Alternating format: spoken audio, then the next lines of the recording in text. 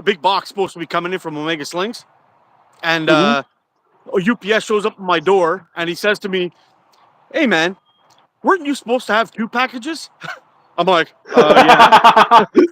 I'm like, "Yeah." Yeah. Well, what's Where are going? they at? Yeah, where are they at? So one of them he dropped off, which was good. I had to install it in my kitchen, but my Omega Sling stuff, not there, nowhere to be found. He says, "Well, if we find it, we'll be back later." I'm like, "Oh, that's not sounding good at all." Yeah, So that sounds like it's lost. yeah, he was parked outside my house for like 25, 30 minutes, searching through the back of his truck. So I get a new update. He says, "Oh yeah, don't worry, it should be in next week sometime." I'm like, "Okay." So I get a date. I get a date that says no update at this moment. I'm like, oh, so that means they lost my shit, you know? Mm-hmm. Comes in Monday. Supposed to I get a new date. Says, okay, it's gonna be delivered Monday. So yesterday or whatever, day before. Doesn't Yeah. show up. Where are we today? Tuesday or Wednesday? I'm all I messed think up. we're Tuesday. Okay, we're We're Tuesday. Yeah, so it Tuesday. was yesterday. Doesn't show up. And I look on the tracking, it's not even out for delivery yet. And then sure enough, at like 7 o'clock at night, doorbell rings. And the guy drops off the package. It's completely shredded. I don't know what the hell happened to it, but everything inside was good. So, yeah. That's a good thing. I'm sorry about the box being shredded, but at least it's not the package. At least they kind of, at least they're. And anyway, here we are. I figured I was just going to wait till January now. And Leon tried to send me something, but it didn't work. Dude, that's. I'm so sorry about the packaging thing for you guys, but dude, it's just crazy. Yeah. That was USPS or not USPS? UPS. UPS, yeah. Yeah, I Dude, should have that's taken a nuts. picture. I should have taken a picture of the box. Somebody turned the box into a round thing. It was crazy. Yeah, yeah, Can you hear my bells just like going crazy right now over the wind? yeah. You got some wind, eh? Me too. I got a little. Oh yeah, oh yeah. Give me a second. I'll take those wind charms down because they're driving me nuts. We're gonna get a copyright strike for some kind of crazy music somewhere. That's what I'm thinking. Yeah, yeah. Hey, happy New Year's to everybody.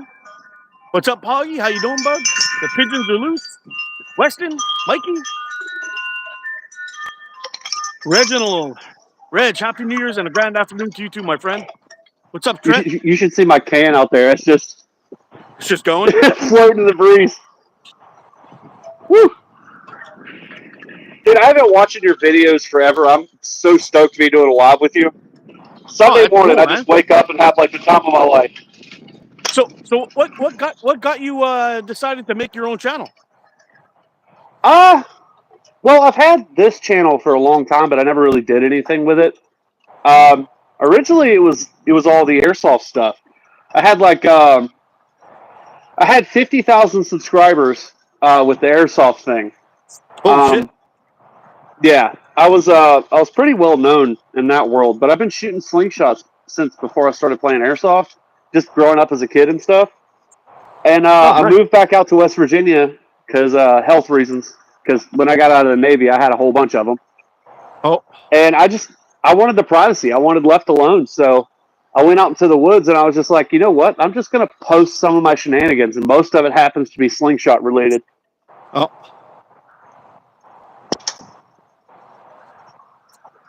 But yeah, it just randomly, just one day, I was like, I need to get a slingshot. And then I, started following the pretty much what I call the Omega community.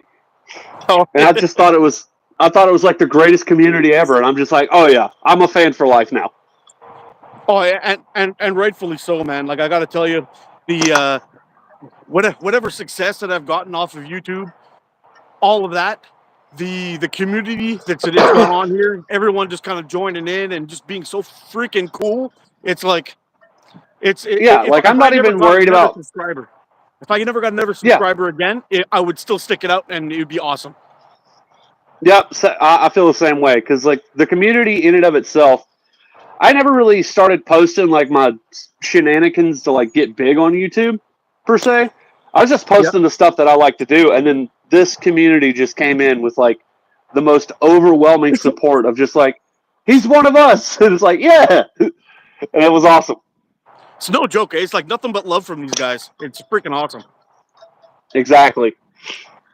That and like I like the community because we trade a lot of things. We do like work for work. There's like oh, I have this, you have this. Let's figure this out. Like just the community in and of itself is like it's like a small little family. It's kind of nice. The one thing I found a little bit weird, because I had a bushcraft channel before I started any of this, slingshot stuff. But Yeah. I found the bushcraft channel, depending on which house you aligned with, like shit got pretty wacky, man. Like Mm-hmm. I know I've talked about this before, but I used to be a member of the Pathfinder Learning Center Yeah. with Dave Canterbury and all that, and Yeah. he's a great dude. But I was doing some knife reviews and whatever, and I got this Jeff White bush knife. Now, I don't know. You could tell me if you agree with me or not, but his work was good. His heat treat was spot on. But if you got a knife with flat points on the blade, would Mm-hmm. you give that like a 9 on 10? No. No. I got a knife. I'm With, very critical anyway. I'd hardly give any knife a 9 out of 10. A good knife to me is an 8 out of 10. oh, I agree. There's only one knife that I have right now that I would give a 9 out of 10, and it would actually surprise you. Really? Yeah. Do you watch Alone? Alone? Yeah. Have you seen season 1, Alan Kay? Yep. Yep. You remember his knife? Which guy again? Say it again. Alan Kay? Oh, yeah. Yeah, I saw his knife. Do you remember his knife? Yeah, that monster of a thing there. Yeah, the kukri. So Yeah. the original one, not the one that he recently redid, but the original one. Yeah. That's the only knife that I have right now that I would give a 9 out of 10. And I have like the Rat 7. I have like a whole bunch of Tops knives. I've never really bought any Pathfinder stuff. Don't get me wrong, but most things you're not going to get that 9 out of 10 or 10 out of 10. I have a lot of knives. It's just a knife usually is designed for a purpose, and people try to say like, "Oh, what's the all-around everything knife?" And the The reality of it is, talk. Yeah. yeah, the reality of it is, it's not a thing. No. It's not. No, it's not. Just like axes too. I know. Anyway, just to finish off that little point I was making, I had given the knife just because of the quality of the heat treat that was on it. It was great, but it took me a long time. 1095, which is usually a pretty easy knife to sharpen. It took Exactly. me a long time to get those flat spots out of the edge. And Oh I was no. using, yeah, and it was a convex too, so you have to do it right. You know what I mean? Yeah. It came in as a convex. So when I was doing it, I was going with the sandpaper and the mouse pad method, and it was working, but it took quite a while. And anyway, I did the review. I gave it a 7 on 10 because the heat treat was so great. It was super tough, well built, but that flaw was just like, I'm sorry, dude. And I found the belly was a little bit wide. So when you're kind of working with it, it would twist in your hand a little bit because it had a broomstick style handle. And Yeah. anyway, they turned on me hardcore, man. I had people attacking me from the Pathfinder Learning Center at every point I turned. And I was doing a mushroom identification, and they just went ham on me. Like, you shouldn't be doing that. You shouldn't be doing that. You're going to kill people, blah, blah, blah. I'm like, I'm identifying choice mushrooms that are easy to identify with no poisonous lookalikes. Like, we should be okay, you know? And anyway, it was all bad until Dave started to learn it, and then all of a sudden it was okay. And I was just like, you know what? Fuck all you guys. I'm out. Like I'm done. I'm Yeah, done with it's this just like community. they're fanboying hard, and it's just Yeah, like, dude, just calm it's down. it's like a cult mentality almost, you know? Yeah. Well, okay. Never mind. We're not going to talk about that on your live. Never mind. All right. Basically, there was a lot of backlash in the States about Dave Canterbury in the first place, which you probably already know about. Yeah. Yeah, I have my opinions. I kind of like the way he handled it all, just coming out flat out and saying it. But I don't know. On the same side, I just didn't like that whole cult mentality and the attacking I was getting from all that. And it is what it is. I, Yeah, I yeah. I couldn't really care anymore. But I'm having so much fun in this group, and I don't find I've had any kind of issues with any slingers at all. Slingers have been awesome. No, it's because we all like to learn from each other. So, like for Yeah, example, your area and my area, they're very, very similar, but at the same time, they're very, very different. So, my area in the winter is more like your area in, let's say, the springtime. You see what I'm yeah, saying? yeah. So there's going to be different methods and different reasons why we do certain things in a, let's just say, a camping thing. Let's just take survival out of it. In a camping implement, me and you are going to do different things. Backpacking, hiking, it doesn't really matter. But if I go up to your area, I'm lost. I have no idea. Yeah, it's So very situational. Everything is, and depending on exactly, your situational and environment.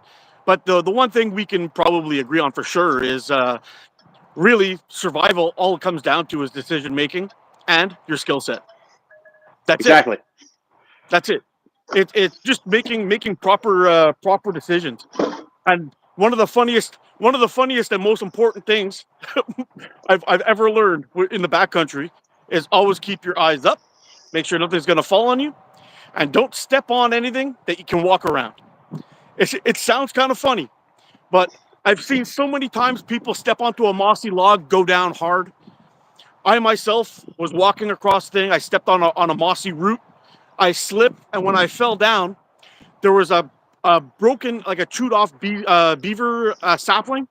You know how those Hmm. are, right? On a really sharp point. I fell Yeah. down right onto my chest, right on it. But luckily, it hit the strap pad of my backpack Oh. because I could have been in all kinds of shit just from that. But since that day, and like my dad was a military guy. He basically told me, he's like, don't step over anything you can't walk around. He's like, you never know if you're going to step over a log and there's going to be a snake there. You don't know if you're going to step over something or onto something. It's going to be slippery and you're going to fall. And it was just like, fuck, that makes total sense. I'm just being stupid, And Yeah. Everybody gets so used to being in a hurry to go through everything, they don't really look at like what can hurt them. yeah. I'm guilty of that too. I do the same thing sometimes. But Well, you get. I know in a lot of the backpacking trips I've done, you get kind of focused on not necessarily putting in the distance, but getting from point A to point B before you can do things. And one of the on my last trip that I was on, we did 53 kilometers in Algonquin Park, and one of our portages was a kilometer and a half long, but you can't do that in one carry. So you gotta carry all your gear to the end, then walk back and come get the canoe, and then walk back again. So you're doing like 4.5 ooh, kilometers, and it's not like a flat sidewalk. It's up and down hills, rocky terrain, stepping over logs, all that stuff. And yeah, backwoods terrain. yeah, and it was pretty much. It got to a point where it's kind of like, I'm like, look, guys, I'm just. Ooh, that sun's pretty bright, eh? Got a bit of a glare there. I just told Yeah, the guys, I'm like, guys, I'm just going to slow it right down. And if it takes us like 3 hours to do this portage, I don't really care, you know? But I want to make sure that I get there because you hurt your back or something stupid like that in the backcountry. There's no cell exactly. phone service. It's bad news. No, I feel you on that one. I've never had anything like that happen to me, where like I got punctured per se, or almost got punctured. But I did take a pretty nasty spill while I was out in the woods. And all right, I don't know why he's doing that in the rain, but anyways, Nope. I was taking off running. I was like, I was playing airsoft with my buddies, and we had to capture this bob or whatever. And I come around a corner, and I wasn't paying attention, and I hit a divot. It was literally just a divot. I hit that, and I hyperextended my knee, and I was basically out of the Ah. game for like 6 months, somewhere in there. Oh, wow. So you tweaked it pretty good then. Oh yeah, oh yeah. Oh, yeah.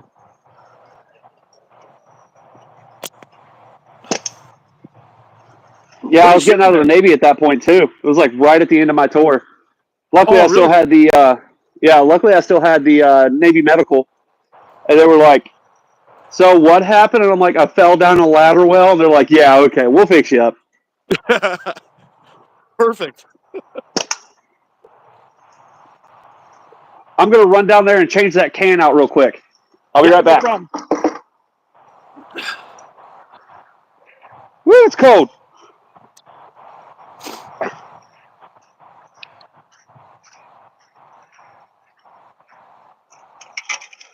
What's up, Jordan? Nobody. What's going on?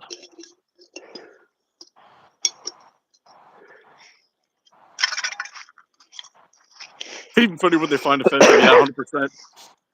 Mushrooms don't grow in the desert at all. What about peyote? Oh, that's a cactus, right? Yeah. Oh, It looks kind of like a little red mushroom on the top of yeah, the cactus, right? yeah, Is that what kind of. that is? Yeah. Whew. Please wear eye protection. Yeah, not gonna happen, bro. What's up, Leon? Yeah, I'm a grown ass man, and I know what the risks are. Well, I'll take them. Thanks. What are you shooting there? I'm glad you asked. Are you familiar with this? What is that? That's sweet looking, Do though. you do you follow D's, Bees, like yeah, of double D course. slingshots? Yeah. This is the traveling slingshot. Is that? Oh, you've got it. Yeah, Oh shit. Yeah, I remember watching his video. He was talking about that. So you're shooting a traveling slingshot, eh? yeah. I'm giving it a couple days test. When it stops raining, I'm going to do a review on it. I've already built a target for it, giving you guys some sneak peek stuff. That way, you're not surprised when I post the video. But I built a target for it, and I'm going to send that target with it. Um, I think it was T-Rex put this pit pouch on it, which I'm getting it dirty because of clay, but he put this pit pouch on it, red, and I think it goes with it beautifully. Oh, it looks fantastic. Yeah. But when I got it from D's, he had that, you know where they offset the bands for like pickle fork and stuff? Yeah, yeah.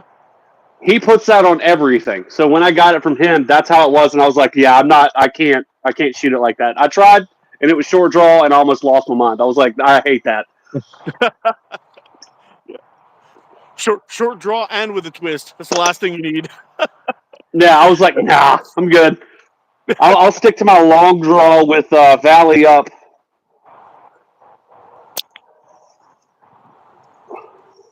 Yeah, I brought a bunch out with me today. I figured I would give the old Axiom a try. It's been a while since I shot this thing. I It's didn't even pretty know they cool. made purple clips for those. Yeah, it was actually Jordan who when he was showing them off when they were just before they were released. He saw the purple on them, like, ooh, that purple and gray looks pretty good. So I got one of those. Actually, it was Can Vandal who sent me this. Oh, nice. Yeah, it's pretty cool. I love watching Can Vandal stuff. He's a funny dude, man. I actually want Oh to get yeah. him on here.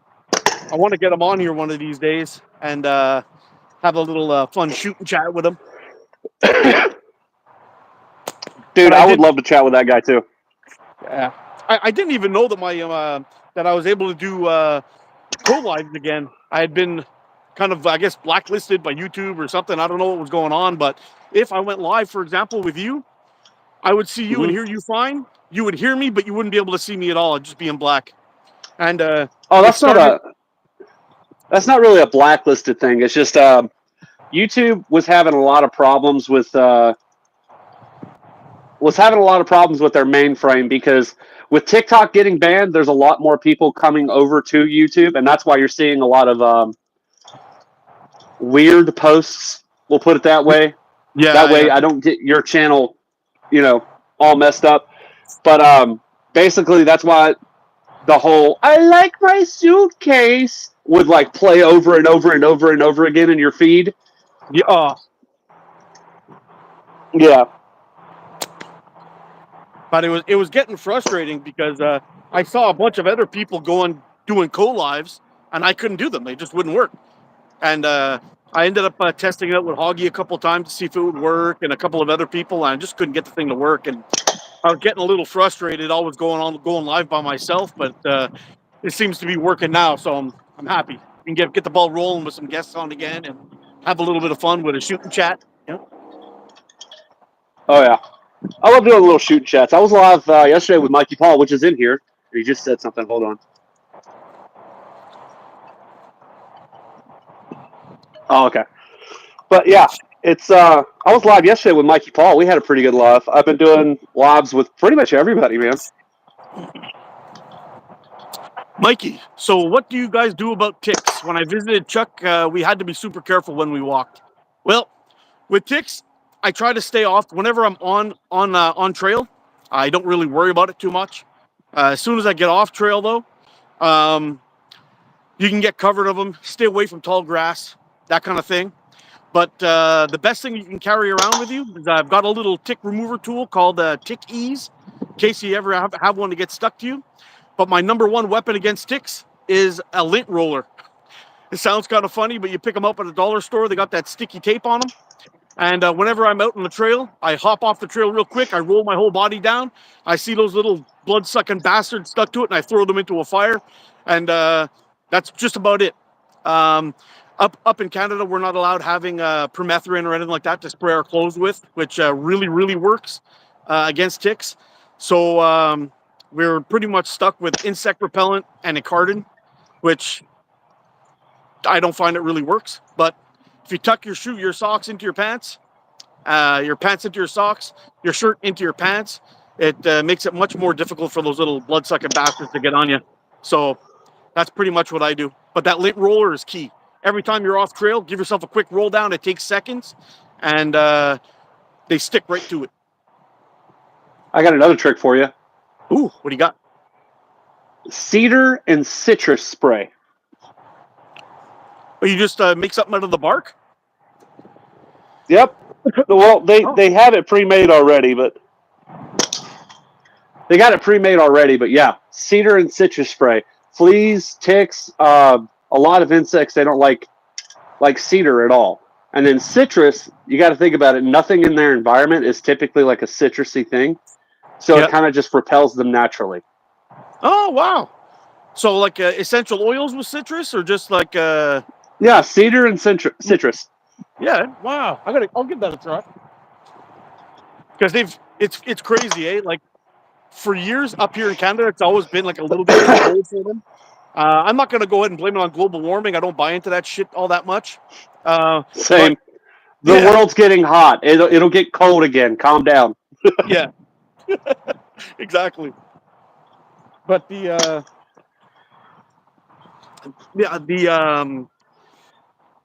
ticks I think they're pretty much being brought over here by migrating birds for the most part. And up until about maybe say 8 years ago, I never even saw a tick, and I spent my whole freaking life. I saw one on my dog once when I was a little kid, but that was in Vermont. Yeah. But I never saw them around ever. Last year, I went out on an overnighter with a buddy of mine. My son sat down on a riverbank for like 30 seconds, and he popped up, and we pulled like 13 of them off of him. It's exploded out here like crazy. So I don't know. Like now, it's getting kind of risky. Like I don't worry about the bears. Fuck the bears. The ticks scare the shit out of me.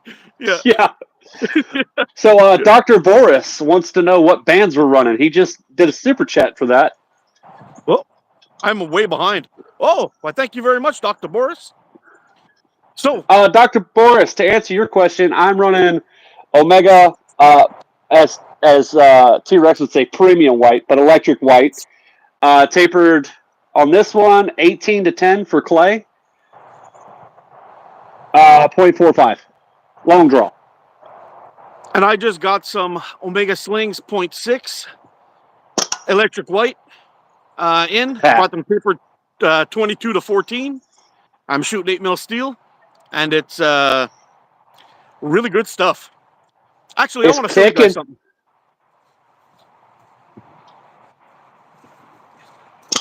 I brought this guy out for a reason. I got one of these in the mail last night. This is by Oh, far. you've been waiting for that. Oh man, that's why I was freaking out when my UPS package didn't show up. I was getting pissed because this I'd thing have been freaking is out too. by far the best bantying jig on the market, bar none. You can adjust it simply by giving a little turn, slides forward and backwards. You can easily set it up. It's got good weight to it, so it's not going to slide around your table all that much. And I think it's stainless, eh? I think. Yeah, I think so. It's not sticking to my magnet, so. I just looked at those on the website the other day, and I forgot to look at what it was made out of, but I think you're right. I think it is stainless. Yeah, I got my magnet on me. It's not sticking to it It's at all. definitely, it's definitely not aluminum. No. This thing is the work on it, the build quality is off the charts, and you're gonna buy this and have it for the rest of your life. I don't see how somebody could break this thing. I really don't. Or why they would want something different. Because you got plenty of room for your fingers all the way around. The biggest problem that I have with mine is like I can't get my fingers underneath them or hold it down and keep it from moving. Yeah, it's plenty high. It's great. I love stuff like that. Yeah, me too. That's that old saying, buy once, cry once.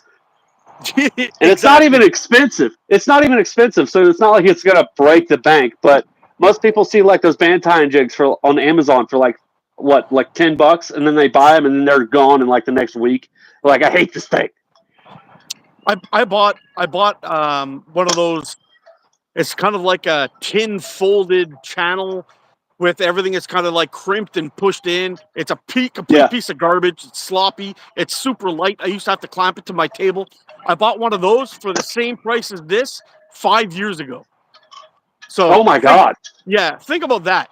And anyway, I posted a picture of it because I did a little Facebook post this morning on that band jig, and I posted in the comments the old jig that I was using, and this thing is far better. It's head and shoulders better. Yeah, like Mikey said, plenty of those jigs in stock, guys. Yeah, I'm telling you right now, that's probably my next purchase. I just forgot about it this time. If you got a couple of extra bucks, I highly recommend it. It's really good. Oh, I'm definitely going to get one for sure because I'm tired of the stupid one that I got. You know the little red one that has the little clamp on it? Oh, taking shots in the house. What's up, buddy? What's up, taking shots? I had the same one too. The one with the little red hammer thing that came down and grabbed it. Yeah, and it came down and it like closes in like this. Yeah, and then like halfway through tying, it goes. Yeah, I was like, there has to be a better one out there. I bought that one from I think I got it from GZK. Anyway, I bought it. I used it. I tried using it once, and it was so hard to set up. I got pissed off and I threw it in the garbage. It's like, this thing's wait, hold on a second. I just learned something new about Canada. Did you say Z or Z? I don't know. What do y'all say? Z or Z? I said Z. GZK. But is that common? For me, it is. I'm not a Z guy. I'm not a Z guy. Okay. So it just kind of depends on like what area you're from, or is it like just individual? Same thing with the whole about thing. I'm an about guy. Ow. we can enunciate things in Quebec. Gotcha. Yeah. Okay. No, I remember. Okay, so I did a couple deployments, and I remember talking to some Aussies, and the funniest thing I ever heard in my life is they don't call ACDC ACDC. What do they call them? Akadaka. You're kidding. No. They call them Akadaka. Shame on them. You know that song Hell's Bells by Akadaka? I heard that and I cried for like 45 minutes.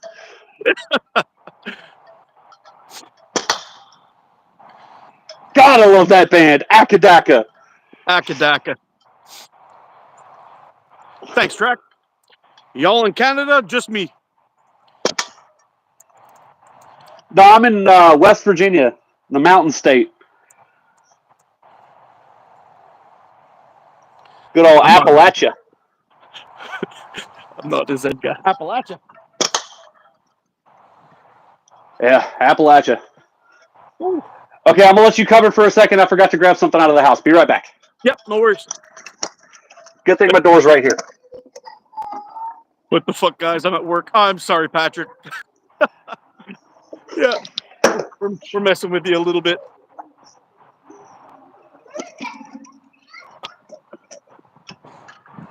But My daughter's in there going crazy already. She's like, "Dad, are you done with your live?" And I'm like, "No." yeah. Hi there, I'm I from just Iraq. started, baby. Ugh. My wife likes watching your lives too, by the way. Oh, really? Yeah, she says you're like the funniest dude on the internet. I hope she's not too offended by my foul mouth. I She try my best. married me. We're good, brother. Okay, so we're good. Oh yeah, we're good. She thinks you're hilarious. No, when I watched your lives, I was like, dude, I could probably talk to this guy for hours. Like same mentality when it comes to words. Yeah, it's awesome. Smoked it. It's kind of funny because, like, for the longest time, I was really trying to keep it clean on my channel and just like whatever. And then I started getting bashed by the trolls, and I'm like, in real life, I would never take this shit. Like, Yeah, never. Yeah. So I'm the why am I same trying to way. do it here? You know, save the kids. Just Dude, I hit him with your mom jokes like all the time, and I think I kind of picked that up from Chuck and Steel, chuck and but I'm steal. a little bit more aggressive with it than he is. Yeah. Like I frequently ask people. I think my biggest one so far is, why don't you ask your mom what the back of my car looks like? No. Yeah. Yeah. I've gotten pretty bad. I've made reference to people's moms swallowing their brothers and all kinds of things. I just I Dude, try your really hard. delivery on that stuff just makes me die every time because it's like out of nowhere. I'm like, oh, he got him. Yeah, I got them. Yeah.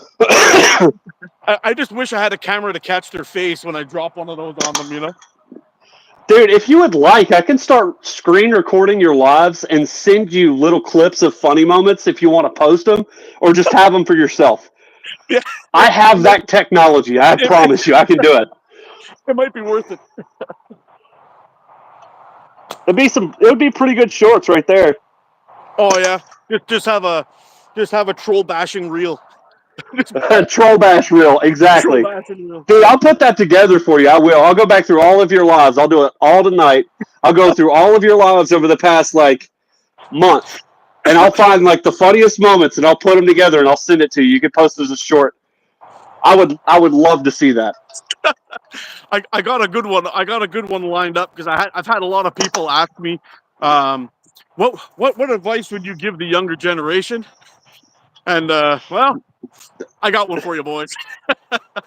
Yeah, be prepared. Yeah. Yeah. Okay, go ahead. I'm sorry. Yeah. Yeah. Never kiss I'm your going to mom on say your this in the dad's most birthday. polite way that I can. I'm going to say this in the most polite way I can. All right. 80s, full bush. I was not a part of that generation. 90s, landing strip. 2000s, shaved. 2024, cock. Oh yeah. Oh, Go back to the 90s. go back, yes sir. And just for reference, one man's landing strip is another man's bacon strip.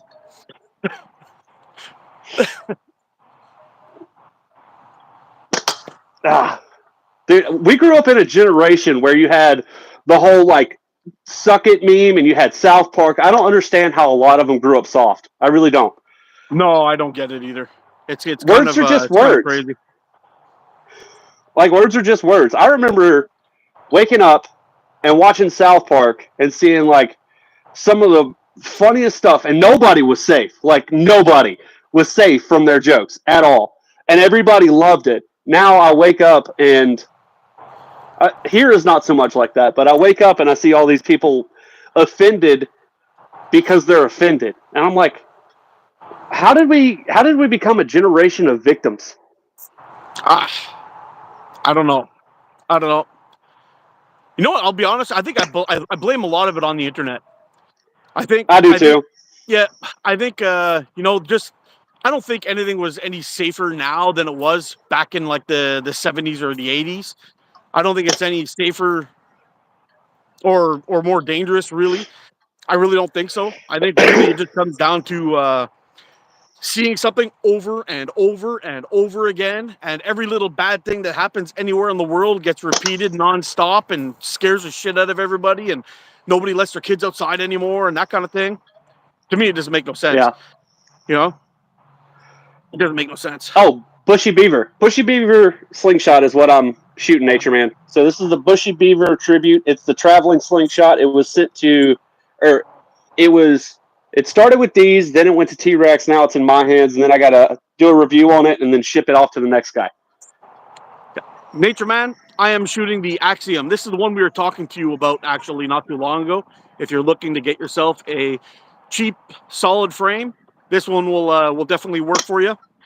I mean, if you're looking for good slingshots to start off at a really cheap price, Omega Slings, Simple Shot, Wasp, you can't go wrong with any three of those companies. You really can't. Well, you know me. I always recommend Omega regardless. So do I. They're my go-to. I shoot Omega products exclusively now, and same. But I can't not tip the hat to those guys that have been honest sellers with good products. Yeah. I've been screwed by a couple of guys. One of those I won't mention his name because it'll never exit my mouth again. But yeah, he's garbage. Hey, Mark, my slingshot's on the way. What did you get, Nature Man? I'm way behind. Oh, I'm not that far behind. Okay. I'll tell you what. If you're wanting like a cheap slingshot that's like really good, and it's definitely not going to break the bank, the MFer on the Omega page, this thing's only like $16 HDPE frame.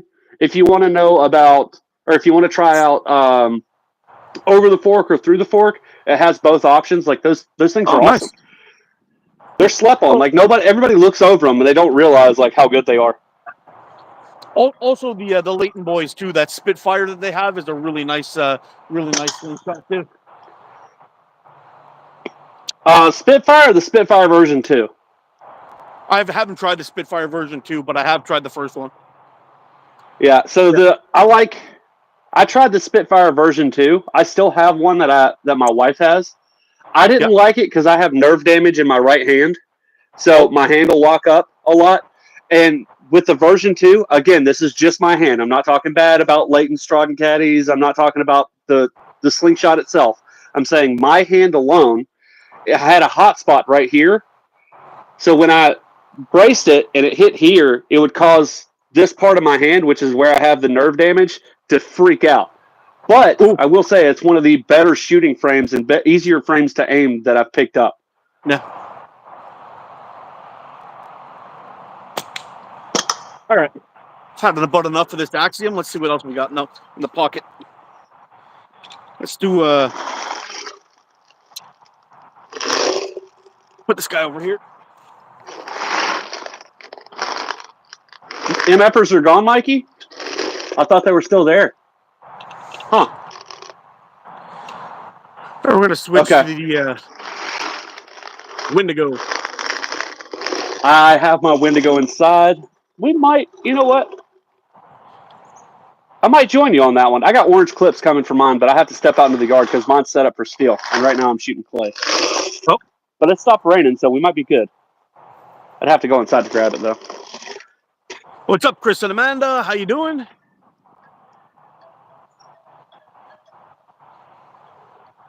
There's an episode he gets an episode where she gets syphilis and tries to make the theme of the school dance.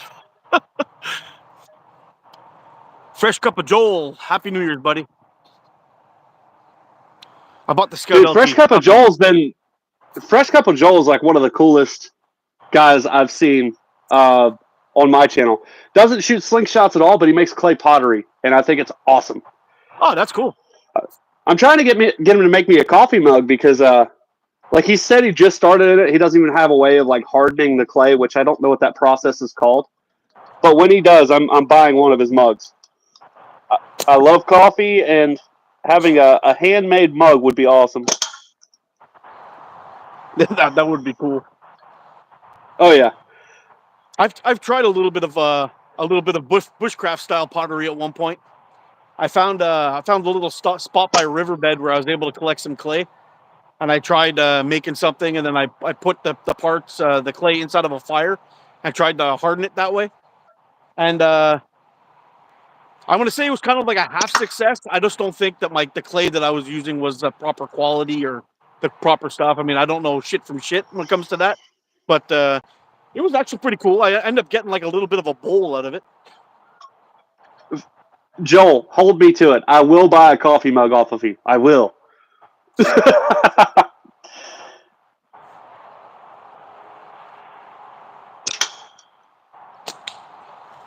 There's nothing better than smacking a can. I'm sorry. There's nothing better. Oh, it's fun. Just the sound alone is very therapeutic. I have a sticker that's called Slingers Recycle, and I've got one of the Omega slingshots just surrounded by busted cans. Yeah. Dude, I got a trash bin over there, so we can actually turn in our cans and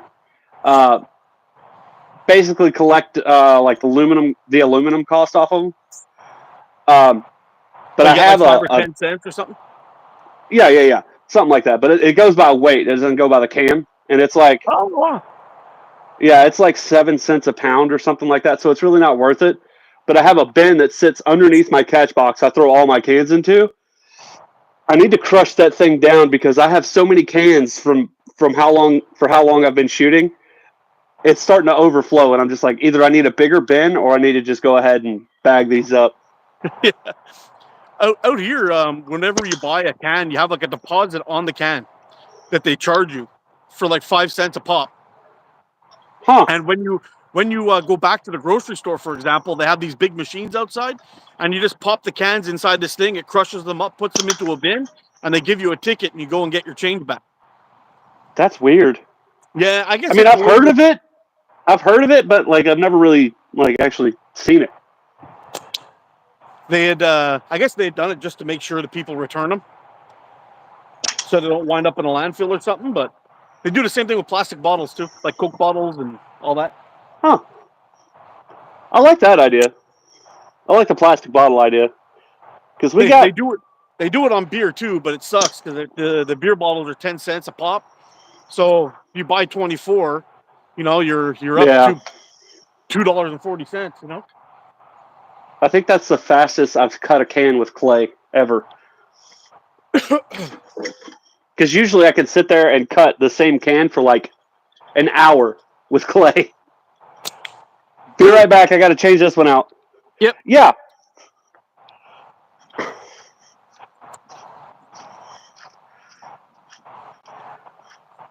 What's up, Kevin? Jerry Blank. I am about. I'm about 13 meters from where I'm shooting.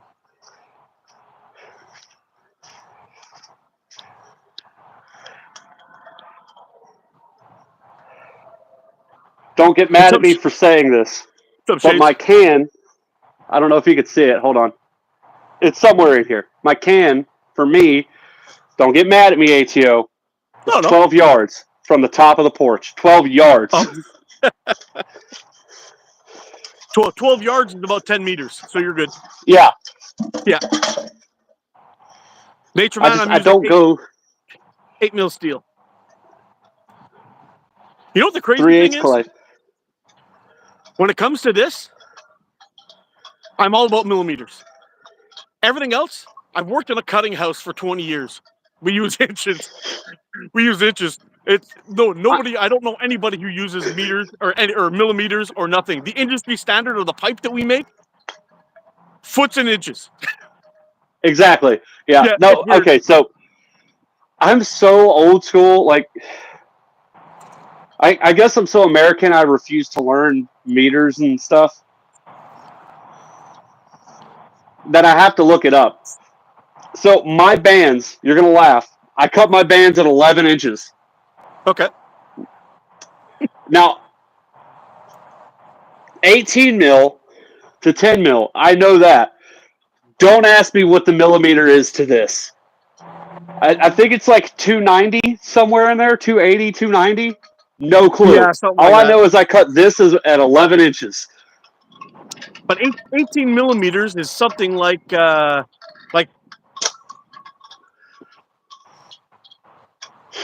inch. It's like 5/8, right at the top. Is that about right? No clue. Is that, No does, idea. does it look like 5/8 to you at the top end of your fork of your band? It's probably pretty close. Well, this is so that's I believe a 25 mil, and to me that looks like an inch. Yeah, 25 is an inch for sure. Yeah. Yeah. So yeah, I guess that would be It's in and 5/8. around there. Yeah, give or take a Yeah. 16. Yeah. Yeah. Somewhere in there. Yeah, 'cause I think 12 mil is a half inch, give or take.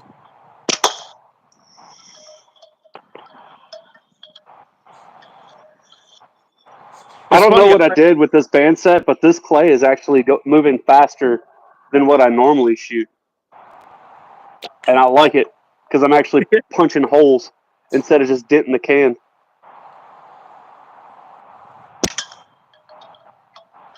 Whew. It's actually So funny. I meant to ask you. Yeah, go ahead. So I meant to ask you why do you still do short draw? I'm just curious. I've played around a little bit with long draw. I've played around a little bit with long draw. When I really practice with it, like I really get into it, I'm okay. You'll see, like earlier on in my channel, I was kind of slowly making a switch over to long draw. But I've got a couple of card cuts with long draw, that kind of thing. But I just Yeah. can't seem to keep the consistency at all. And I found shooting short draw when I really get dialed in and I'm using a typical setup. I just keep improving like nonstop. Uh-huh.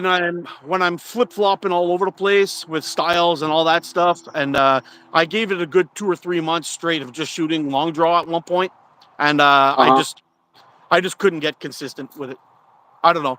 So Probably if I had somebody actually see what I'm doing and kind of help me figure it out. Like I've tried the thumb down thing, thumb up thing. I shoot better thumb up than I do thumb down. yeah. But I can't seem to dial it in for whatever reason. So for me, it was a little bit different. So I started short draw, right? And the problem that I had is when I would aim, right, I would aim like this, Yep. right under my cheek, normal as everybody else. But for some reason, I always shot 90s, always like 90s just because of the way they felt in my hand. But for some reason, with a 90, I would aim at the top of the band instead of the top of the fork, and that's where I was getting my accuracy from. But when I went to long draw, everything changed, and it put my target right there at the tip of the fork and allowed me to be more accurate. That's why I can hit like a quarter now. Oh wow. Yeah. Yeah. For me, it's kind of like the opposite. No matter what I did, unless I switched, the only frame I really shot decent, actually long draw, was the Axiom Ocularis. It was a Really? really wide frame, and I think that was my problem because no matter what I did, I always shot high when I was shooting long draw. So I'd always have to gap shoot. Oh, Yeah. I know where your problem was at then, because I had the What's same that? problem. So you were shooting thumb down, right? Thumb up. Thumb up. Okay, I shoot Yeah. thumb down, and this is what I was doing. So I would come back and I would draw and keep the ammo in my pouch like this. Yeah. My ammo in because it was so tight to me at the time because I didn't understand like band sets and stuff like that. But I was doing this. Oh, you're speed bumping a little. Yeah. Hold on one second. Yeah. Dude, we got 242 people in here. That's freaking crazy.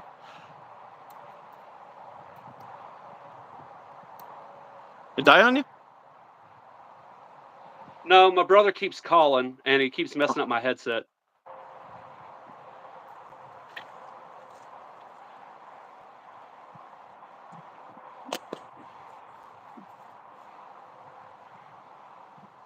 Can you hear me? Yeah, I can hear you. Okay, I can't hear you for some reason. Well, I can hear you, but not through my headset. Oh,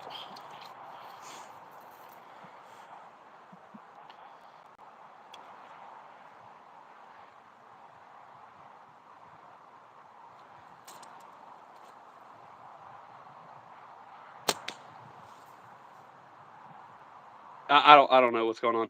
It's weird. I can still kind of hear you. that's kind of the problem I had the other day too with my headset. I think I had to start off with the headset on to make it work, but I tried to go back into it after, and it just wouldn't do it. I don't know. It's weird.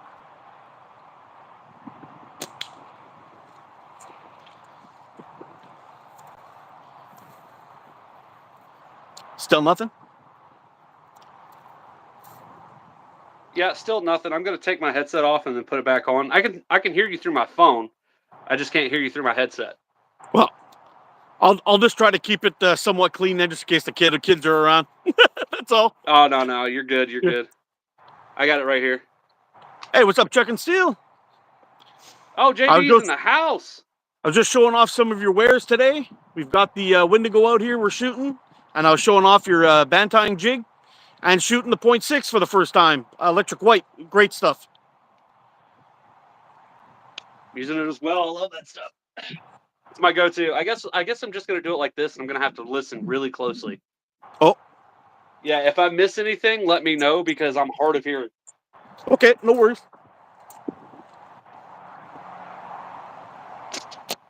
Oh, that's a good pop. Yeah, one of my when I was setting up my bands this morning, I got two of my frames all dolled up in some .6, and then I'm like, oh, the Wendigo, let's get the Wendigo out. So I pull up the Wendigo, and I grabbed the wrong roll, and I put .5 on it.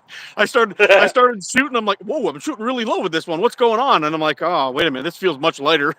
Well, JB says JB was talking about the electric white not too long ago, and since he's in chat, feel free to correct me if I'm wrong. But I think what he was saying is the .5 or the 5.5, the .55 is I think he said the quickest, like as far as the elasticity goes. Oh, retraction rates. Yeah, but the 4.5 is right there with it, and so is the 6.6, and so on. But I think he said his favorite was the .55.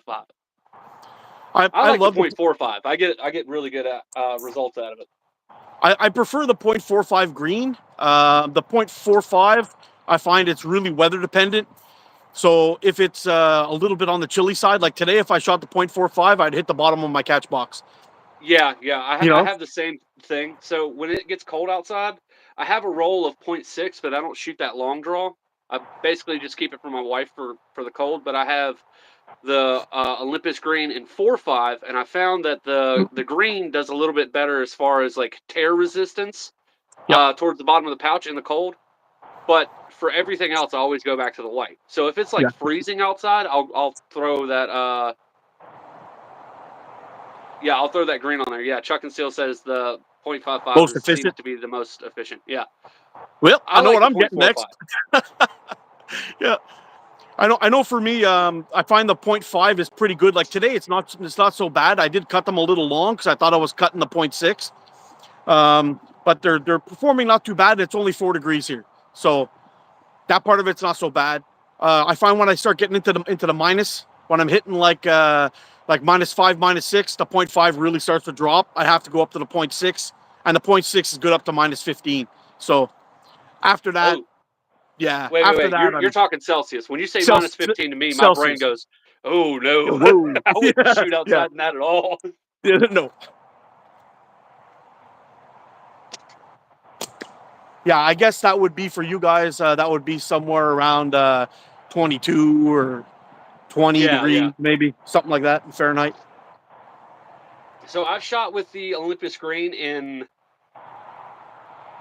8 degrees Fahrenheit is Whew, what I've used it in, that's cold. and I got about. And keep in mind, guys, I'm not in normal temperatures. I can get between 300 and 600 shots with my Olympus green, no problem. Same with the white. Yeah. However, in the cold, what you got to realize is that colder weather, it's hell on your bands. That's why everybody thickens up.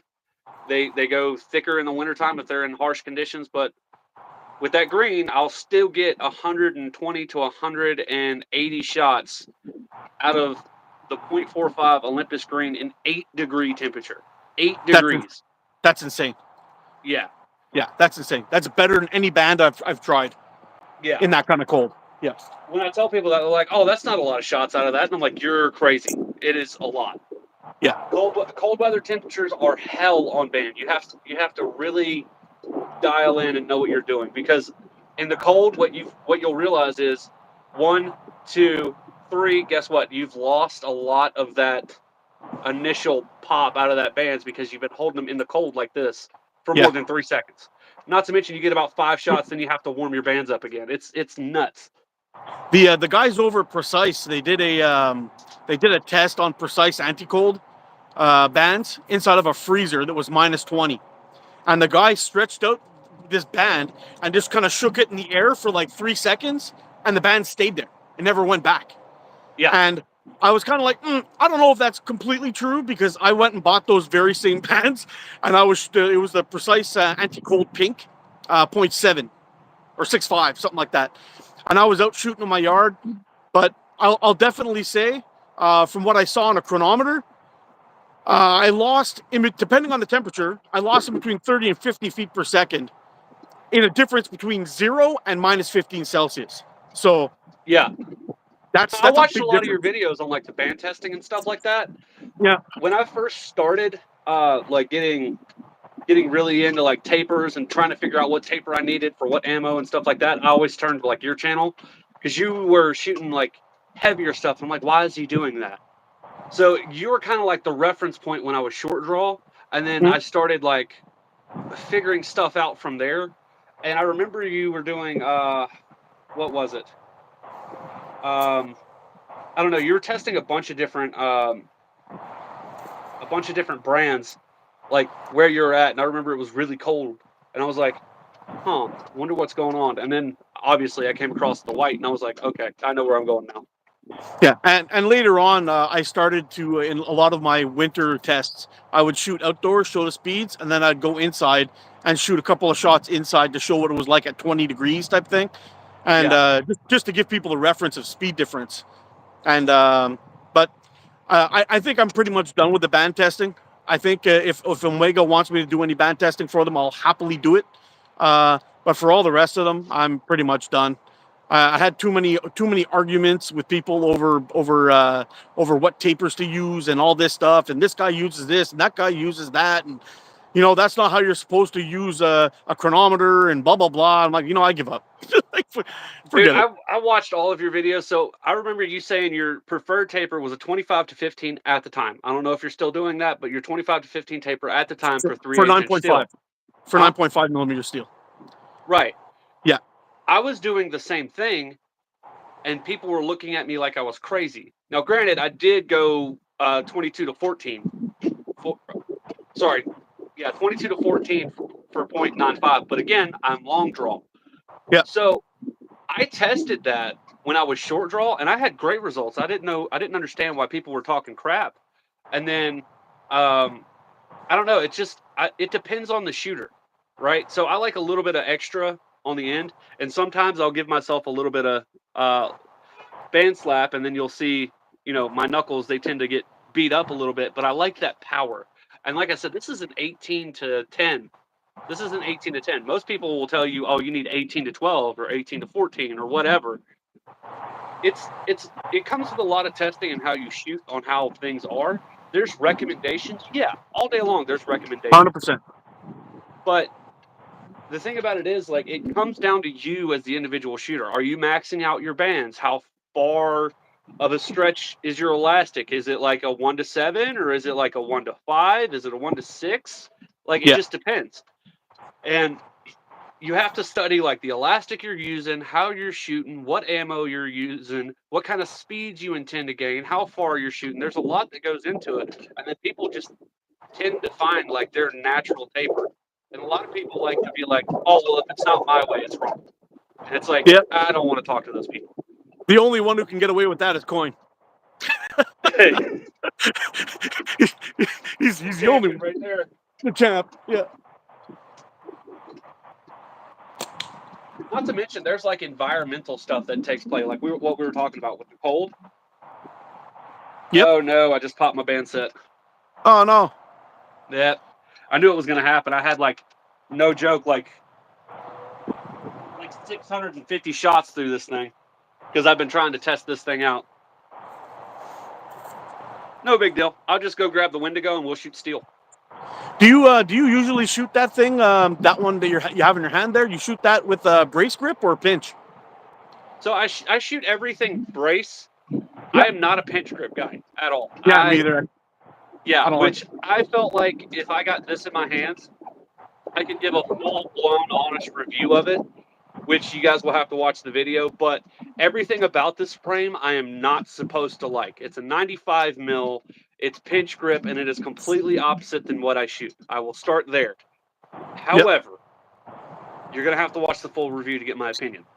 But I find a lot of these style, like this one here in the Bobel, they both got those like that octopusy or squid shaped little legs sticking out.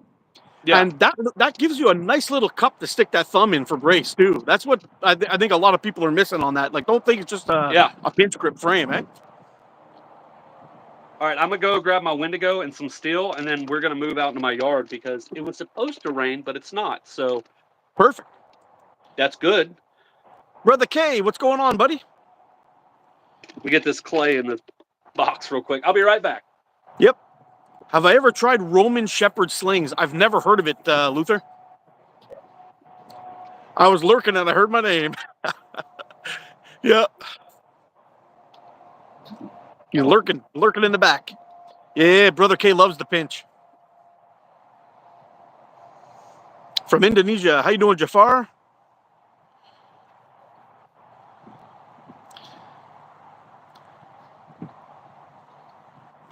It was only good things, Coin.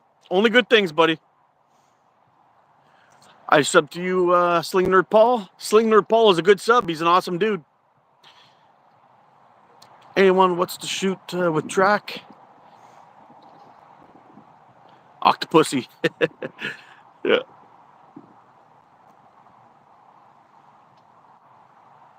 I'll get you on one of these days, Brother Track, if you're down for it. We'll get you on here. Bad winter weather, too much rain, and no snow.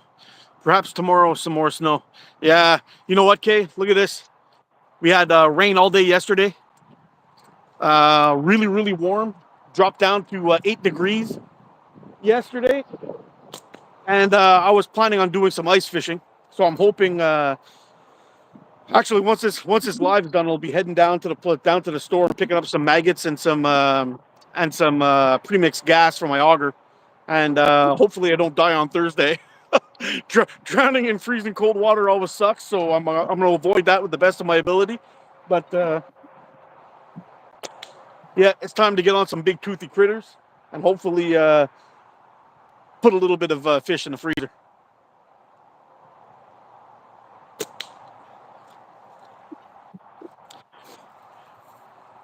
I was gonna see if this was gonna work again, but it might not. Still not? No, it's still not. Crap. All right. Sucks. It was going good until my brother had to call me. I think he knows I'm live and he does it on purpose. It sounds like a brother thing. Sounds like a brother thing to do. Well, he's my twin brother too, so. Oh, really? Yeah. Which we're fraternal twins, so. Yeah, winters are not what they used to be. You know, Brother K, back in the day, we used to get like 4 or 5 feet of snow, and it used to get down to minus 40 up here. But that happens very rare now. We get like 2 or 3 weeks of really effing cold, and then a bunch of minus 30, a bunch of minus 20. Now, nothing. Like, no joke. Dude, I remember when I was a kid, it was common to get into like negative 14 Fahrenheit sometimes. Yeah, it's crazy, yeah.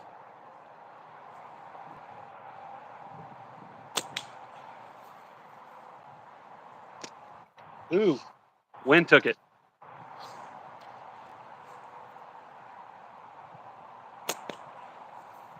You know, the Wendigo. I was just sending Andrea a message this morning. I saw one of his posts. He just released the Vega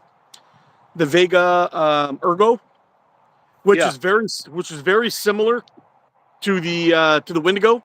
You know, it's got the upswept handle slightly. It's a slightly different the handle, but both these frames, the Wendigo, the Vega, man, these things, I'm surprised they're not flying off the shelves everywhere because they're Dude, badass they frames. fit.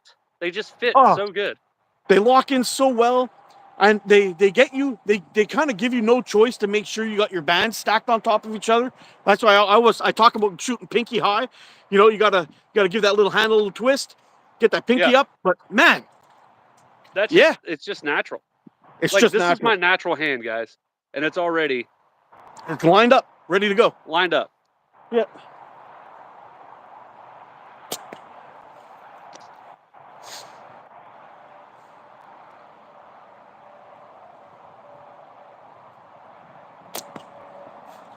So I got a ping pong ball hanging up down there. It's orange. I'm gonna try and hit that. Ooh, missed it to the left. Those little wiffle balls, man. I love shooting those things. They're so much fun. I just bounce all over the place.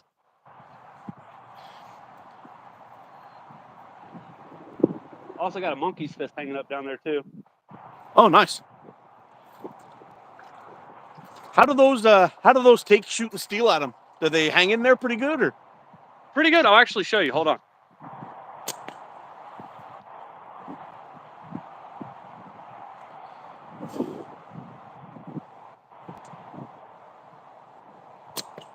Oh.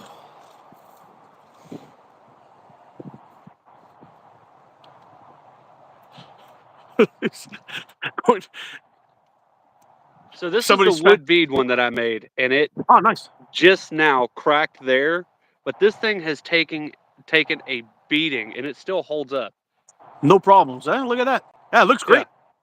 Yeah, the wood bead finally cracked. You can see it. But usually I could only get like 3 shots off on this wood bead. Just the regular wood bead. I'd only get 3 shots off. Now I can get... Dude, this thing has like 1,000 rounds on it right now. Oh, wow. Oh, yeah. So it's like a forever target. It's just about as good as the rest of them. Yeah. Yeah, they'll take it all day. Mark, did I make the catch box? No, the barrel one, this one here, yes, I did make. And this one right here I made also. The other one I'm shooting into is a spin trap. The one I'm shooting on the ground. Hey, what's up, Zach? Now, the new one I made is out of a rubber ball. Oh, you know, I know we were chatting about this just a while ago, and I was saying about the using like balled up duct tape or something like that on the inside, and I was thinking a rubber ball would be great, like putting a super ball or something in there. But I was like, you know what? Did you get crazy ricochets off that or not really? I don't know. These are going to be the first shots that I put on it, so you'll see it live. Oh, cool! Let's see it live. Yeah.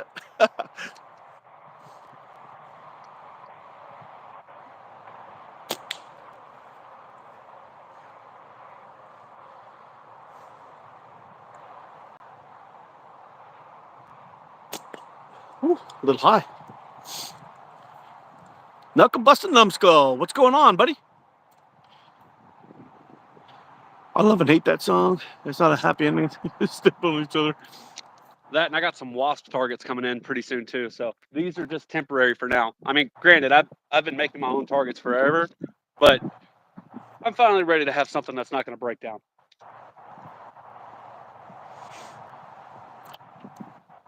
Yeah, those wiffle ball targets, I've been shooting them for years. This one's actually a pickleball, so it's about the same size as like a baseball, but the holes in between are a lot narrower. So there's no like getting balls, like your steel balls stuck in the I got a whole bunch in mine right now. Yeah. We might if I can get this wind to stop. Whew.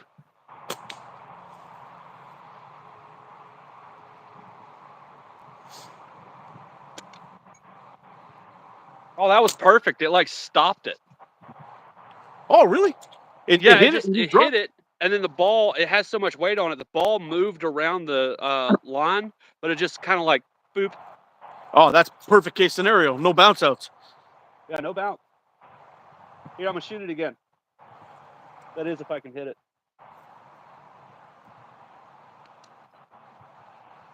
Nothing. Nothing, eh? Yeah, it's still. Oh, wow. I'll Man, I make like. you one and I'll send it to you since your post is back up. Oh, cool. Well, it's not quite What up. They're color not do you want? accepting international yet, but they will be eventually, I guess. Yeah. I'll send it UPS. Oh, cool. Yeah. Cool. What color do you want? Do you, man? Go for it. I'm no worries. You want? Whatever you got lying around. I have a lot. I make paracord lanyards and bracelets for people. Oh, okay. Something high vis that my old eyes can see from a distance. Okay. You want orange or like a high vis green? Orange is good. Green's good. Both of them. Okay. Both of them are good. Yeah.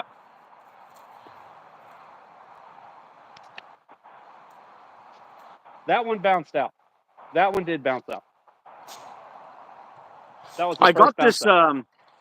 I got this little pheasant head. It's like a rubber pheasant head. Yeah. And I was shooting those things inside of my catch box. No. First one hit it. I shouldn't whisper, but it bounced out of my catch box and hit my neighbor's house. So I was actually. That's funny that you bring that up. Hold on. Yeah.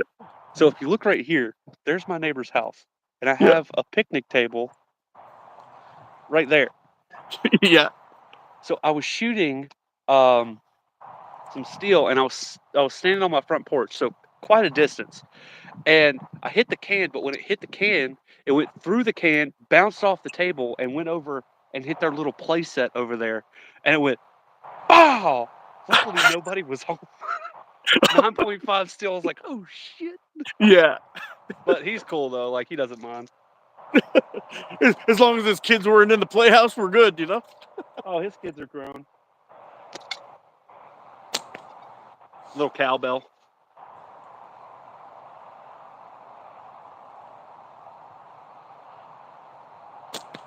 Oh, man.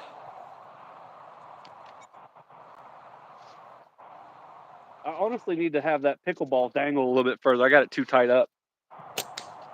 Woo. Be right back, ATO. Yep.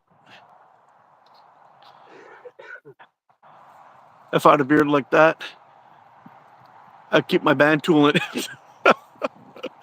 Yeah, why not? Add some extra bands. Oh, Mikey.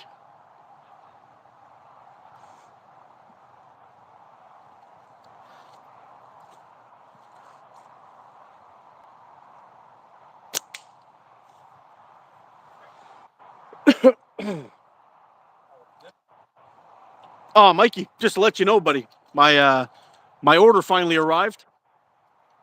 They lost my package at some point, and it got delivered 4 or 5 days later. So we're good. I got all my goodies last night, which was super happy. It looked like they used my box as a basketball. It was it turned around and all smashed up, but everything inside of it was good. So thank you very much. And that band tying jig is freaking awesome, dude. Dude, I'm jealous of that band tying jig. Jealous. Oh, I dude. got to get one. Yeah, you got to get one. They're really, really good.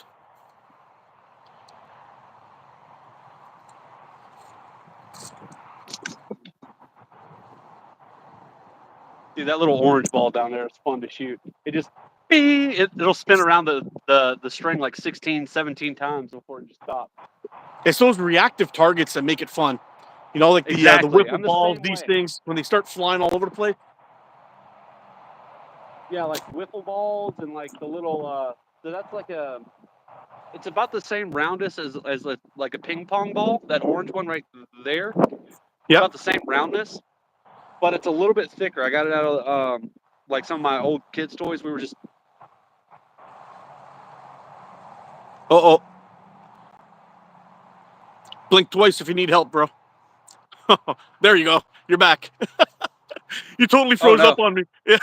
You froze up on me. Yeah. I think the rain's finally coming in. That might be what's going on. Oh.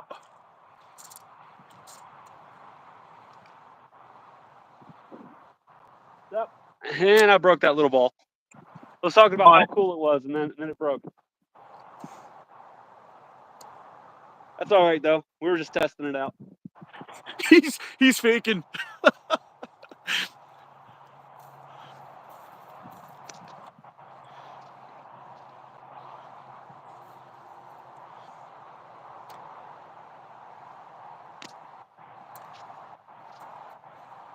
Am I back, or is it broke? Yeah, you're back. You're back. You're good. You're good. Okay. I was just catching up on some of these comments here. Oh, gotcha.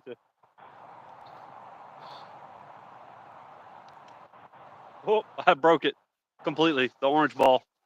She's dead. Yeah, I was talking good about it, and then it broke. It's all over the catch box now. It's all right. I'll get it fixed. I think I'm going to set up my wiffle ball. After all that talking about, it's got me itching to shoot some wiffles. Dude, the wiffle balls are fun. All right, I'm going to get one more hit on that Omega leather one there from Timber 26, and then we'll set up the wiffle Oh yeah, ball. those are fun. There we go. I'll be right back.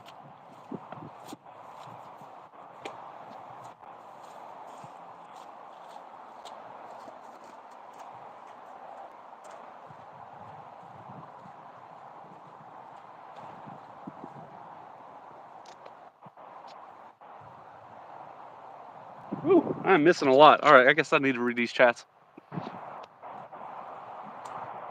You fix your foot checking.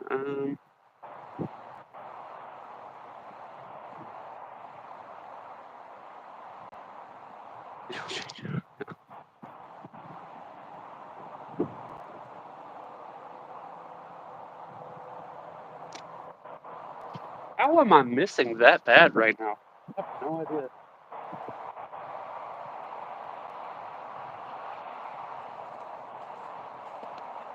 There we go. That hits nice. Guys, go get you a pickleball and shoot it. They're fun. Still gashed.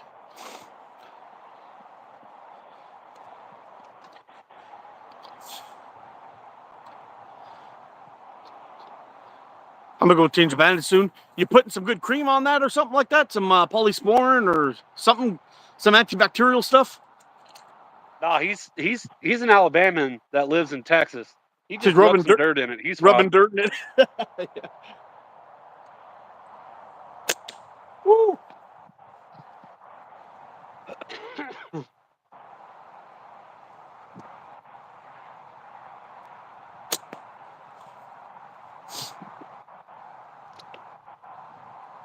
Feels weird pulling the ammo out of my pocket. Not sure I like it. Hold on, I heard your beard is pulling ammo out of your pocket. What did you say? It feels weird pulling ammo out of my pocket. I have usually I've got that little I've got that ammo necklace here. I just got it here, but it's full of rusty balls. I didn't want to use it. Maybe I'll use them. Oh yeah. Chuckin said he used iodine to clean the wound. That'll do it. He said it was too bad for cream.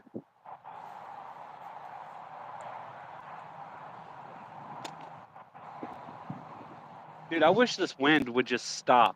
Like, the wind is driving me nuts right now. Oh man.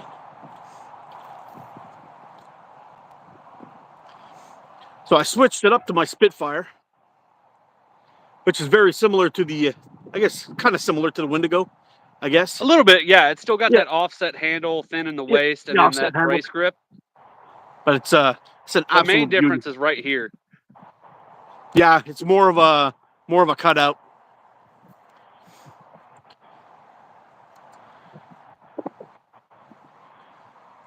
Iodine stings like hell. Hey, Mark, do you want to go live maybe on January 12th? I don't know. I'll have to see when we get closer to the date, Nature Man. We'll talk then. Can you hear all that wind around me? No, not really. I just hear you. That's it. And the click when you hit stuff. Oh. Yeah, that was the volume button. I thought I had it all the way up. And I did. I'm just deaf. Oh. Watch. Oh yeah. Oh man, you got the vibration going. Yeah. Yeah. That's always kind of terrifying because when it starts to vibrate like that, you never know where your shot's gonna go. Exactly. And I'm just sitting Yeah. there like, oh God. Look at it It's go. like guitar strings. Just Yeah. It's crazy. Oh, I can't believe I missed that.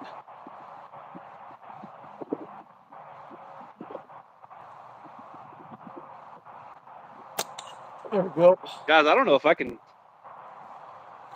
it's there we go. It calmed down. All right. Woo. Getting nervous for a second. I was like, I might not be able to take another shot for the rest of this live. Yeah, Coin, you're right. 100% you're right, Coin. That's a fork hit waiting to happen. Exactly. I wish I could say that has never happened to me, but I would be lying. Oh, you know, one day I had a, what's it called? A Casper that Andrew sent me over from Prime Fork to do a review on. I came outside. It was cold as fuck out here. Somewhere around -20. I'm like, okay, let's get outside. We'll do some shooting. And I got out and I'm talking about the Slingshot, going through all the crap like I normally do. And then started shooting and my hand started to dry up. My fingers were getting cold. I didn't have a good grip on it. It slipped out of my hand, hit the epoxy and shattered it like glass. Oh no. And I was like, oh no, this is the fucking worst thing that could happen. And I Yeah, hadn't I even, was like, no, dude, no. yeah, Go back in time. Where's click yeah, when you go need back it? in Where's the time. click button? Luckily, Andrew is like the most awesome dude on the planet because I'm like, dude, I'm so sorry.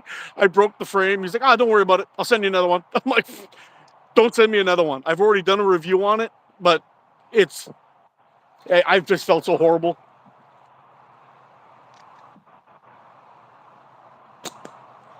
Oh.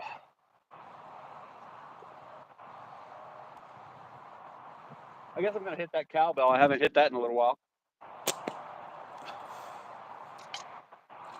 There we go. I don't know if you're gonna be able to hear that. That little The cowbell cowbell? I got down there. Yeah, you can hear it. What's the size of it? Huh? What's the size of it? How big is it, the cowbell? About this big. Oh, wow. Perfect. Yeah. Yeah, it was like a little Christmas bell I got like a long time ago.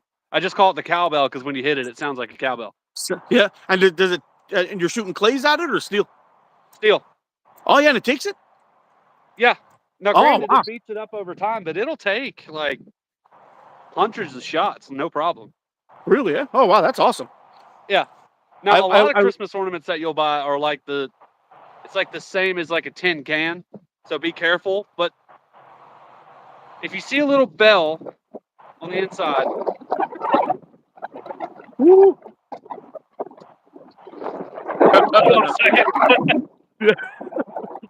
if you see a little bell, do y'all have Dollar General in Canada? No, we have Dollar Store, though. Very similar. Okay. If you have the Dollar Store, go inside in their Christmas sale aisle, because I know they have that, where they're trying to get rid of everything for 50%. If you see a red bell and it has like a bulged out lip on the bottom with a little dinger on the inside of it, it'll come in like a rope of like 4 of them. Grab it. Yeah. I might go. I only paid $1 for it, maybe $2 when it was before Christmas, and I still have 3 more bells. Oh, sweet. Yeah.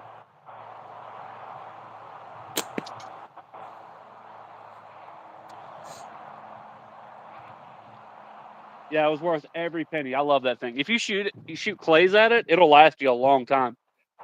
Yeah. I've got some old air rifle targets that my brother gave me from his wife's uncle or something like that. He passed away and he had these old targets and his wife's like, hey, do you know anyone who would use these? And I was like, yeah, my brother will take those. I haven't shot them yet, but you've probably seen that set. You know, it's got like a pig. It's got like a big pig. It's got a ram. It's got I think it's like a turkey and then a chicken. And there's I have like a set in my house right now. This is one of those, but it's attached to a metal frame, and when you hit them, you hit the bottom thing and they reset. It's in like a little bar, I guess. It's about like this wide. Dude, And I need to get that. Oh, it's cool. I haven't even shot it yet. I just can't shoot it in my backyard because the ricochets are going to be crazy. But Yeah. the next time I'm out in the bush, I'm going to bring it with me and set it up on a log. Should be fun.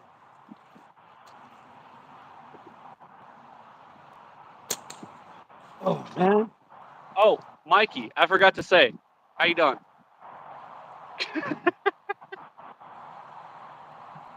Did you see that yesterday? Which? So me and Mikey were live last night. We were doing a waffle, Oh, yeah. waffle, whatever you want to say. And basically it was for like the hitchhiker and the convict, like we did last time. Oh, yeah. Like JB and Mikey did last time. And we got to talking about how you could go live on a computer, but we don't suggest it because the computer looks all laggy and stuff. And I Oh, told him, I was like, yeah, it's kind of like a dubbed over, like a kung fu movie type thing? yeah, like a Yeah. Japanese dubbed over film. And it basically looks like, how you doing? Yeah. And I got him. He cracked up, like just Oh, started that's laughing. funny. So I clipped it and put it into a short. Yeah, I saw this. I saw the short this morning. Yeah. Yeah. So funny. Dude, just seeing Mikey laugh that hard at that, it's just, you're stupid. It's like, yeah, I got him. And speaking of the hitchhiker, I got one. Oh, yeah, yeah. Yeah. I was actually kind of surprised about how well this thing. It feels great. I think it's D2, eh? Yeah, D2 steel. D2's not bad. I'm No, liking this D2's thing. pretty good, especially if Yeah. you heat treat it right.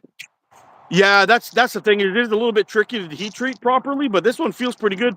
I put an edge on it this morning, and it took a little bit of work, not too much, but it came in sharp. It came in sharp, yeah. and now it's stupid. Now it's real sharp. So do you use a strop? Yeah. Okay. Yeah. My favorite thing to use to sharpen all my knives, it sounds kind of crazy because I don't go all fancy with all the water stones and all that crap. I use a CC4. That's it. It's a tiny little thing with a ceramic side on one side and we'll call it a medium on the back. And I put a stupid hair popping edge on everything I sharpen with that thing. And the cool thing about the ceramic flat stones is just to clean them up, all you need is an eraser. That's it. So you give them a quick rub down with an eraser. They're like brand new, shining white again, ready to start cutting perfect. And it doesn't require any oils. It doesn't require any water. There's no mess. There's no nothing. I use Japanese water stones. So I have Yeah. every stone from 100 grit all the way up to like 4,000 grit. And then I also strop. Whenever I'm sharpening any large knives, like chef knives or that kind of stuff like food prep knives, I use. I have a couple of those, but I've got the what are they called? They make them out of Arkansas stones. Yeah. I got some Arkansas stones, and I go right up to the midnight black one, which is like super fine, and it's crazy. And I strop. I always drop. Yeah, I always strop too. Yeah. I don't care if I've polished that knife all the way up to like 10,000 grit if they make it. I'm still stropping because when you strop, you're basically taking those teeth and just bringing them back into alignment. And a lot of people don't know that. Yeah, and if you have any kind of burr that's left on your edge too, it'll remove that last little fine little fuzzy bit and get everything all lined up straight, which makes a huge difference on your edge retention, which is what. Yeah, not to mention you're actually cleaning out what little bit of grooves that you do still have because let's face it, there's always going to be micro grooves. So there's an argument that it's more sanitary for like food and stuff like that too, but not even that. If you have any kind of gunk in those little grooves whatsoever, it's never going to be as sharp as if you got rid of that. Yeah, 100%. I find the once you do you use a compound on your strop or you just go plain? I have two compound two compounds. I use jeweler's ruse and then just your standard green compound. Yeah, I go from white to green. The fine and ultra fine works out pretty good.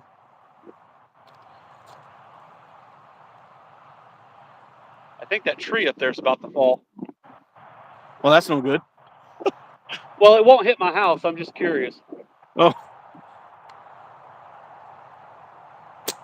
Yeah, I'm surprised you can't hear that wind. It is crazy right now. there was one point where I heard it whipping through, and then it just kind of chilled out a little bit. I guess I don't know. There was one point though where when you had to grab your tripod there, Yeah. you definitely heard Well, it. I'm grabbing it right now.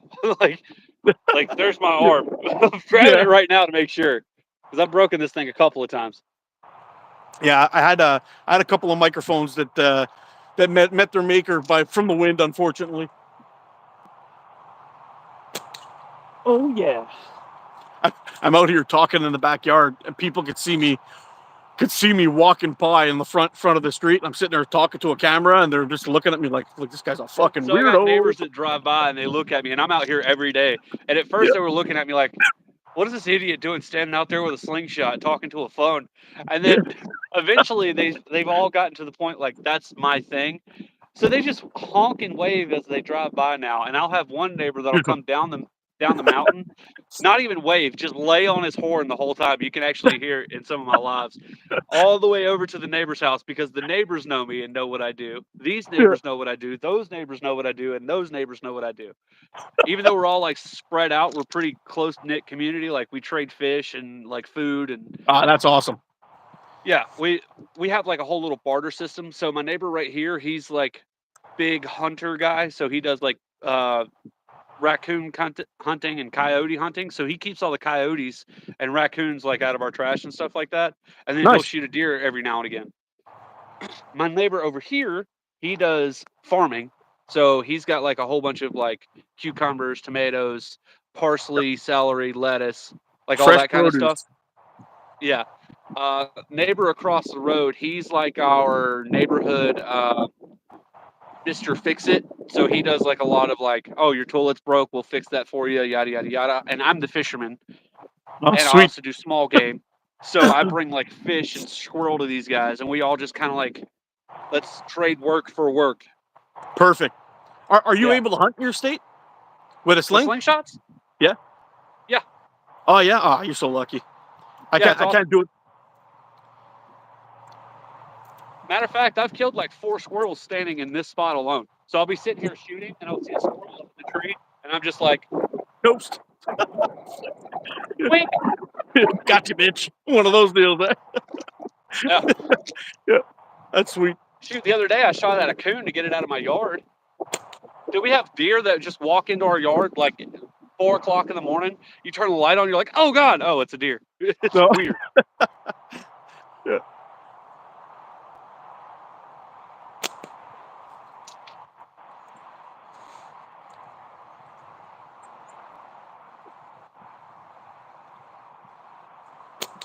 Oh, Matter of fact, I think it was 3 deer in my yard this morning. About a week ago, there was 7, oh wow. which I don't know how that happens because we have, he has his coon dogs and stuff over here, and they bark at everything, and they didn't make a sound.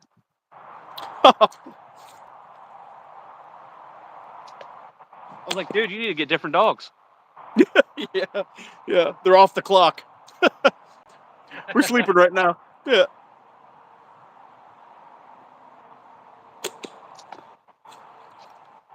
I don't know what's going on with this right now. Hugo, what's going on, buddy? Oh, I don't know enough. I felt my wife caught the reference. Oh, Take come it on easy. now. Take it easy, Rick. Didn't even know he was in here. Who was in here? Rick from Hillbilly Slings and Wares. Oh, I didn't even know he was in here. My wife wants like 3 of his frames. I love his stuff, man. I do too. I really do. I got a bunch of them, and they're all freaking amazing. So I'm gonna be honest with you. When I first saw his slingshots, I just thought like, oh, it's a guy making slingshots out of pallet wood. I didn't understand it until I picked one up, and I'm like, oh, okay, I get it. And then I was like, okay, I'm a fan. It's nice.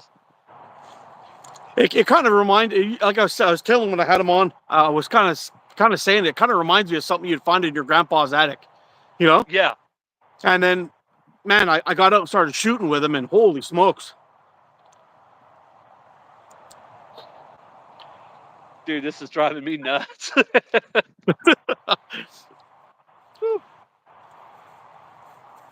You can't have a slingshot in Sweden at all. What? Wow, they're like knives, highly illegal to own.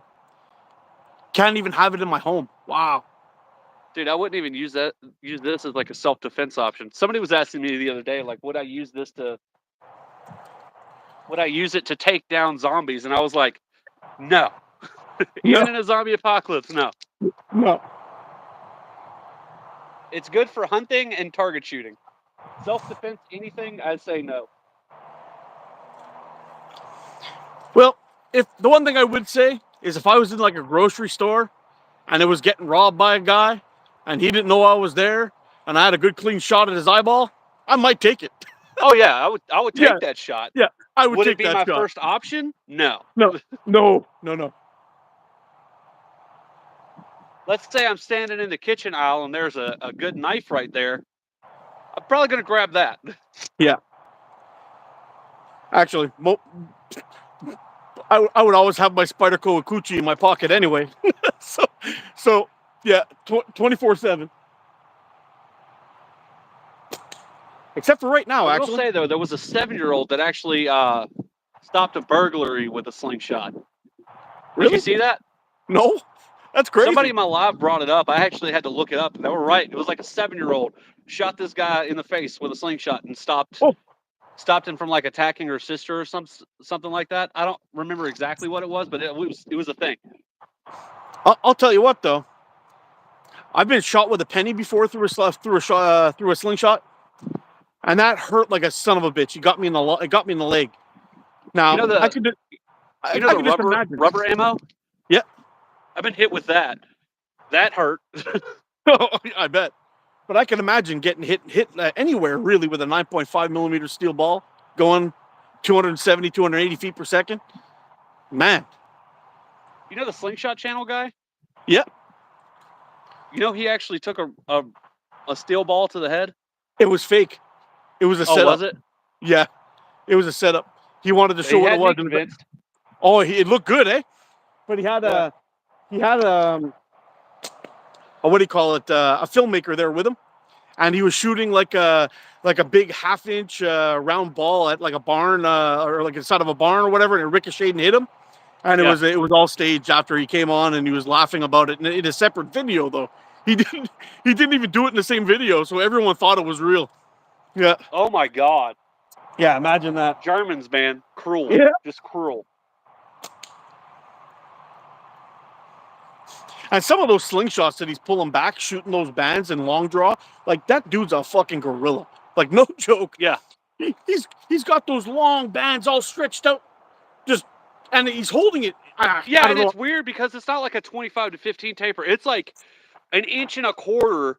Yeah. Like 2-inch taper to like 1 inch. And he's just like, let me show you its features. Yeah. He's such an animal.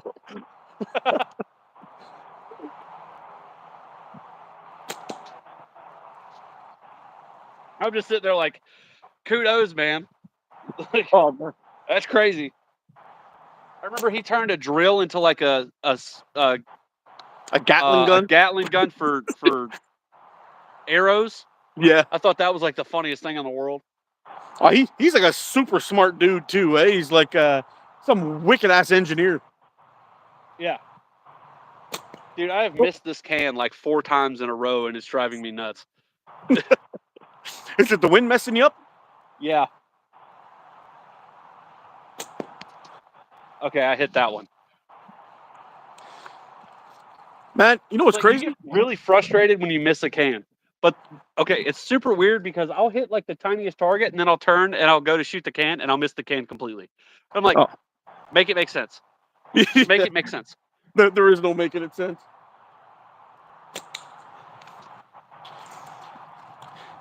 Hey, if somebody can, any moderators in the chat anywhere, put up BAM's channel at the bottom here. Anybody coming in here who's liking the live can head on over and sub to him. I appreciate that. This can is just smashed beyond all belief right now. You want to see the targets? I'll bring you on down there, Marshall. Hang on a second. Earlier on in the live, I was shooting a 40 mil flipper. Woo! I got some bounce outs. And right now, I'm shooting this wiffle ball. Just to give you an idea, it's not the biggest target. Fits right in the cup. It's probably around 45 to possibly 50 millimeters. But earlier on in the live, I was shooting this guy. I guess I'll show mine too. Actually, it kind of looks like a 40. Something like that.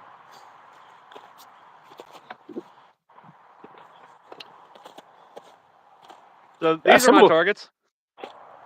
Oh, nice. So, Man, I like your setup. Pickleball, monkey's fist,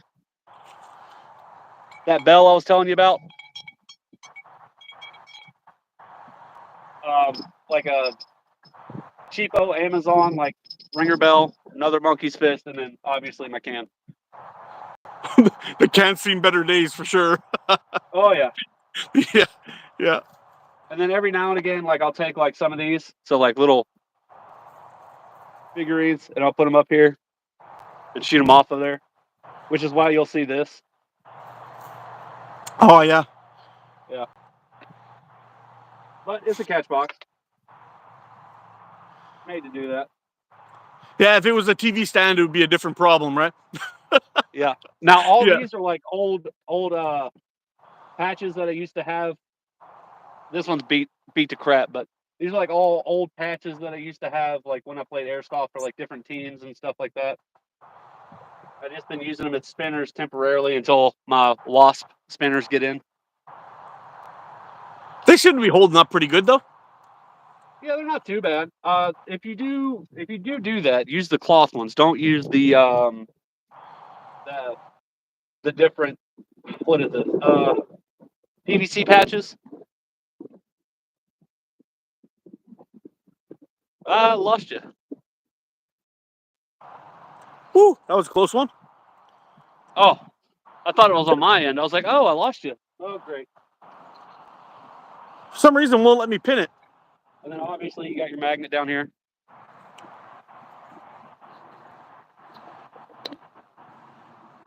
Yeah, it won't let me pin it. Sorry, guys, but if you're in the chat and you see that down there, go give Bam a big subscribe for us. That'd be great. Appreciate it, guys. Thank you. And there's something else I missed here. I gotta address Mr. Kamala somewhere, wherever you are. Kamala Lama Lama Ding Dong. What happened was the guy was actually trying to get somebody else. They went to go get it to toss the other person out. And as it was doing that, the chat updated and he hit yours and didn't realize it until it was too late. That's what happened. Oh no. Yeah, so you got tossed out. It's happened a couple of times. Unfortunately, I understand that you stuck up for us, and one of the moderators tossed you out, but it was an accident. We were filled with trolls that day, and he just tried to get somebody else out, and you got caught in the line of fire, unfortunately. That happens on my channel quite a bit too. Yeah, sometimes when the troll problem gets a little bit crazy, it happens. I know what happened to Mikey. So at one point too, somebody tossed Mikey out out of alive. Yeah. But I remember taking shots, tossed out coin worker or somebody like that once. Put him in timeout as like a joke. Yeah. It was funny. That was funny. They're like, dude, you can't toss out a moderator. He's like, you can't blame me for trying. Yeah. Hunter's a funny dude, man. Dude, I couldn't have asked for a better friend in the slingshot world than Hunter. Like, the guy is just cool. Dude.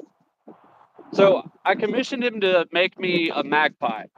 And I commissioned him to make me a magpie around the same time that he was making all the frames for Omega Slings. he would call me like all the time, like, dude, I'm so sorry. I'm yours is coming up. I promise you. It's just I have all this stuff in the way. And I'm like, dude, calm down. I know you're good for it. You're a reputable dealer. Take your time. Oh,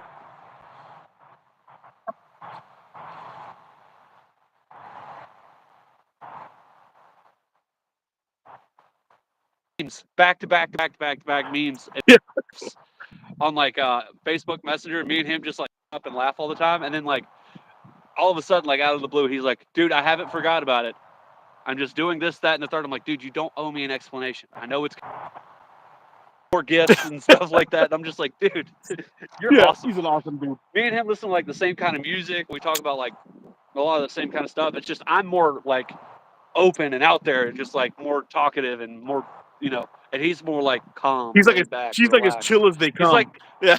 he's like the exact same as me if we were polar opposites. It's very weird. Hey, what's up? What's up, Al? Huh? Oh, Mr. Al's in here. Al Triano. Oh, what's up, Al? Wait till the next taking shots drop. Well, I can't wait. Hopefully, I'll be a Dude, little bit richer I'm than I telling am you, now. anything Taking Shots makes is always good quality. Yeah. Always.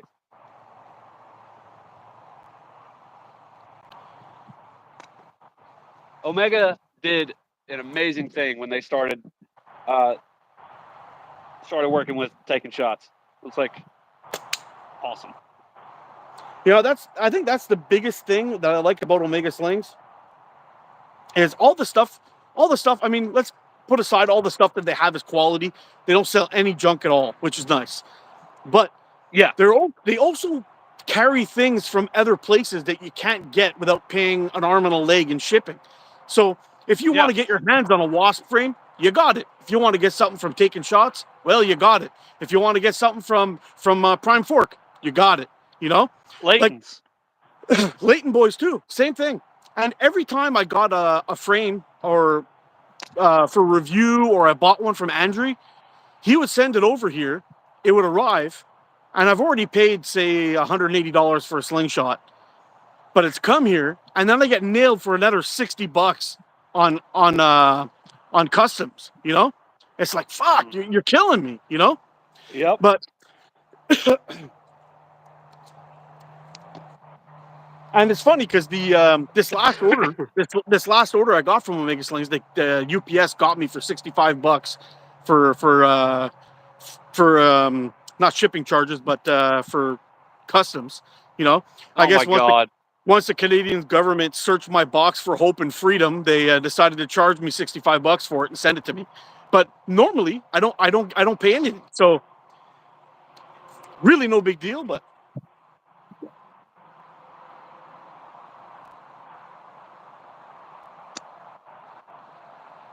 squirrel, I barely missed him. Yeah. you get him? Barely missed him. I heard him chipping around up there. I was like, it was a far shot though. It was a good 40 yards, and I missed right over his head. Yeah, this custom stuff pisses me off too, buddy. Let me tell you. Let me tell you.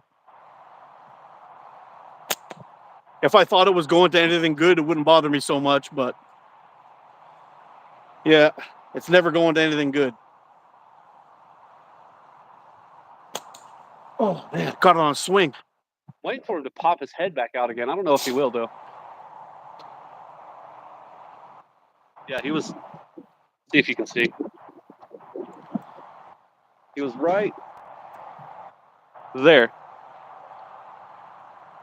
Oh, well, you froze on me. So if he pops his head out again, maybe we'll know what's for lunch. Yeah. Exactly. Hugo, the elastic we're using here, I've got Omega Slings electric white. I think this is 0.5 on here.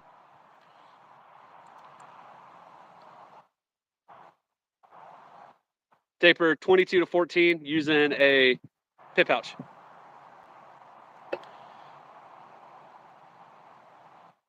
Oh, that's the rain coming. Oh no, that sucks. Yeah. Hey, we got a good 2 hours out of it at least. Yeah, not too bad. And we've had a crazy amount of people in here. I can't wait to see the numbers on this one because we've had as high as 274, and we haven't gone below 100 yet. Imagine that. Yeah. That's, Dude, it's going to be high end 30,000, low end. maybe the one that the one that I did on Sunday, the last past Sunday, I had 23,000 views on that one.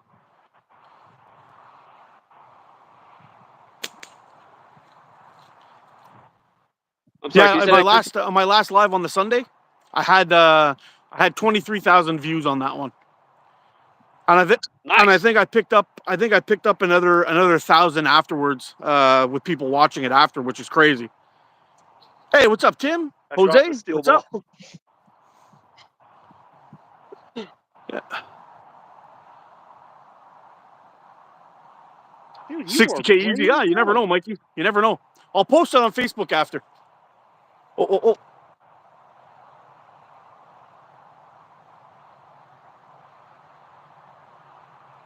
I could have swore I hit him, but I didn't. Jeez, I'm just missing today. Just missing. It'll be all right. I'll go out in the woods later on when it stops raining. I don't know why they're moving so much. Oh yeah, they're probably they're hiding and they're out running around trying to gather some food and stuff. Take it easy, brother Kate. Yeah, you glitched out for a second on my end. It took a second to catch up, but yeah, I think you're right. I think they're moving around to like try and catch up on because it's supposed to snow for like the next week. Yeah, we're supposed to get snow probably tonight, I think. Any good catch box makers that you know of? Yep. Some of the best ones you're ever gonna have, you're gonna make yourself though, to be honest. But for me, the best one that I've ever bought that's actually one that's purchased is this guy right here. This is called the Spin Trap from Saunders Archery. Is that right? It's probably the best. I don't know. It's from Saunders, I think. Spin Trap. You know what I'm really jealous of is your catch bag. Oh, the Steers Wild Slings catch bag. That thing's sick. For a mobile catch bag, it's as good as it gets. Bottom. I actually tried to make one myself and I couldn't do it. It doesn't seem that difficult to make them, but I don't know. I don't know. They've got some magic in whatever it is that they're doing because that thing, I've put thousands of shots into it and it just keeps eating them with no wear. There's nothing. And that thing catches like almost everything from what I've seen. And it catches everything too, which is pretty damn good. Oh, you're out of your coin? Take it easy, bro. Saunders, yeah, that's it. Hey, how you doing, Jose? Huh? Just saying hi to Jose. Oh, just missed that. 157 views at the moment. That's awesome. Think about this. Next year is 5. Or not next year, tomorrow will be 25. Yep. It's kind of crazy, actually. I never thought I was going to make it this far. This makes me feel old.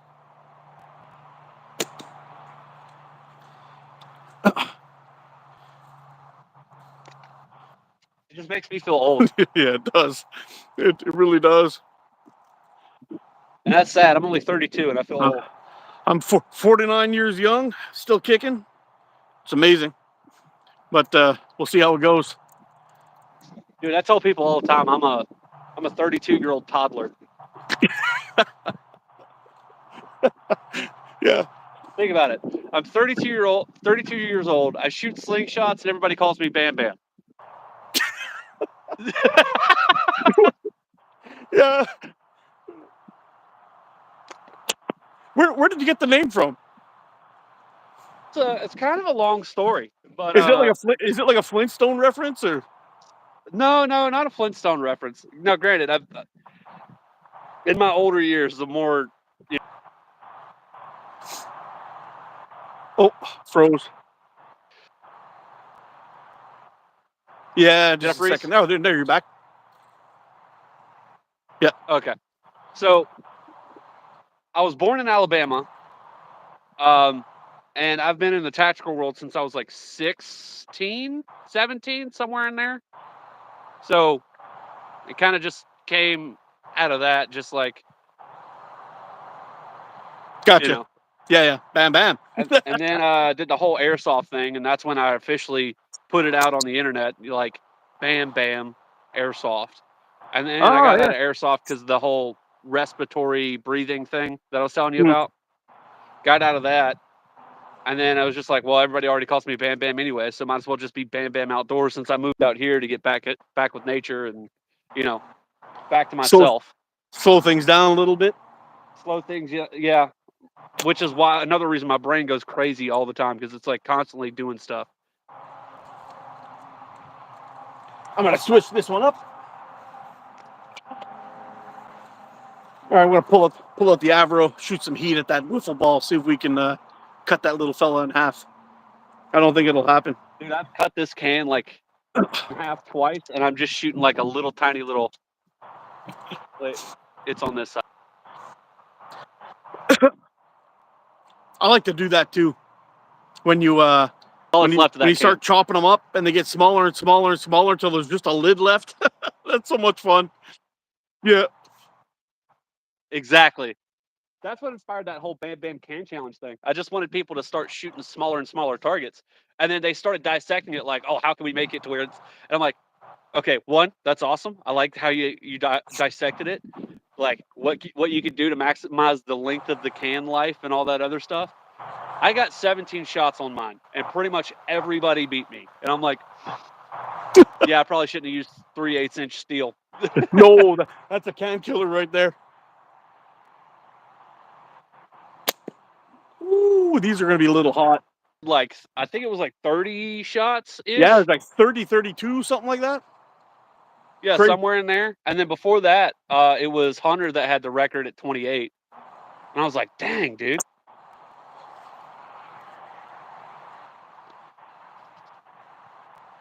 Zach did really good too. I was surprised at how well that. Well, not really surprised that Zach did that well. I was just surprised that he got that far. Does that make sense?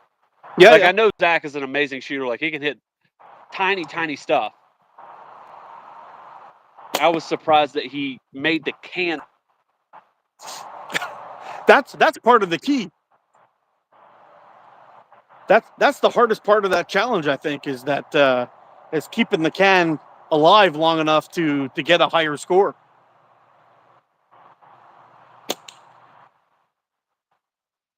Little chunks off bottom. It was like, I wish I got like a close up on that can. I imagine it looked like an octopus at the end, and he was just taking little tentacles off of it. Yeah, and it was funny because he'd hit the can, and some of them didn't even break, it didn't even move, but you could hear it go. Yeah, but if you watch it in slow mo, you'll see like a little piece of that can just fall off, and you're like, yeah. Fucking guy, the guy's amazing. Oh, yeah. These 0.6 are probably a little heavy because it's warm out now, and it's funny. I'm shooting my last of my Warrior Mongol pouches. This guy, it's a kangaroo leather, really, really nice. But look how short it is compared to my other pouch. My other pouch was like this long, but that little bit makes a huge difference in speed. On my elastic, it's crazy. Uh-oh. Is it raining? oh yeah. Oh. Oh, The heavens just opened up on you? Jesus. Well, it's not quite raining yet, but like it went from bright to like dark. Yeah. Well, have a look here. I got some dark coming my way too. Look at that. They say it's supposed to be snow, but it's way too warm for snow. I can't even hear you right now. There's that much wind. Oh wow. Yeah. That's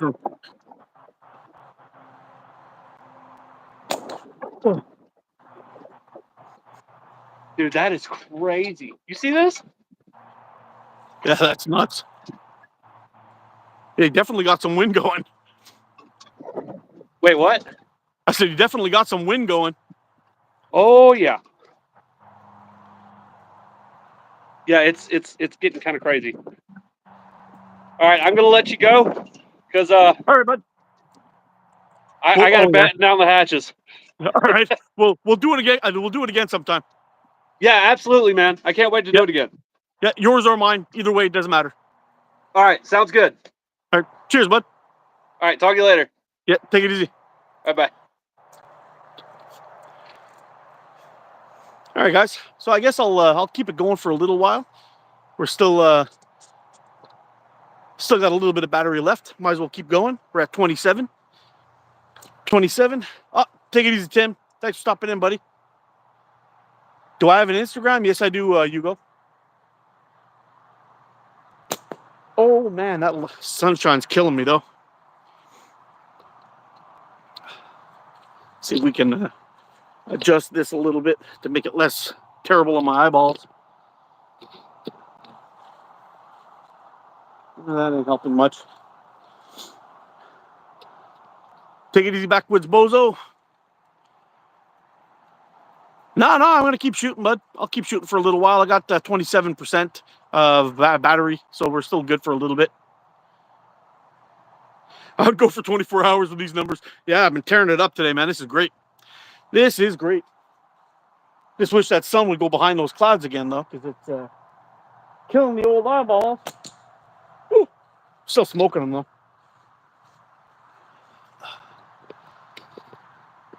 Yeah, I kind of miss having that canopy over the top, but the snow will crush it if I leave it up there. Are you going to go live later, checking? Hope so. I'm now making old Slingshot. Very cool. So what's everybody been shooting today? Do I have a Slingshot Instagram that I would love to follow you? You can check it out. It's called Adventure Time Outdoors. I might have changed it to ATO. I'm not entirely sure yet. I don't remember, but I post on there quite often. You can check it out. Turtle, how you doing, buddy? Hockey day today. Happy New Year from the Philippines. Happy New Year's to you too, buddy. Man, that sun's killing me. Yeah, I can't even see anything. It's tough. So it's pretty neat. I know I showed it a little bit earlier for those of you who've been around for this whole live, which is kind of crazy. It's been tearing it up today. But I got a few new things in the mail, which I'm really, really happy about. I'm going to take one more shot, and I'll show them to you.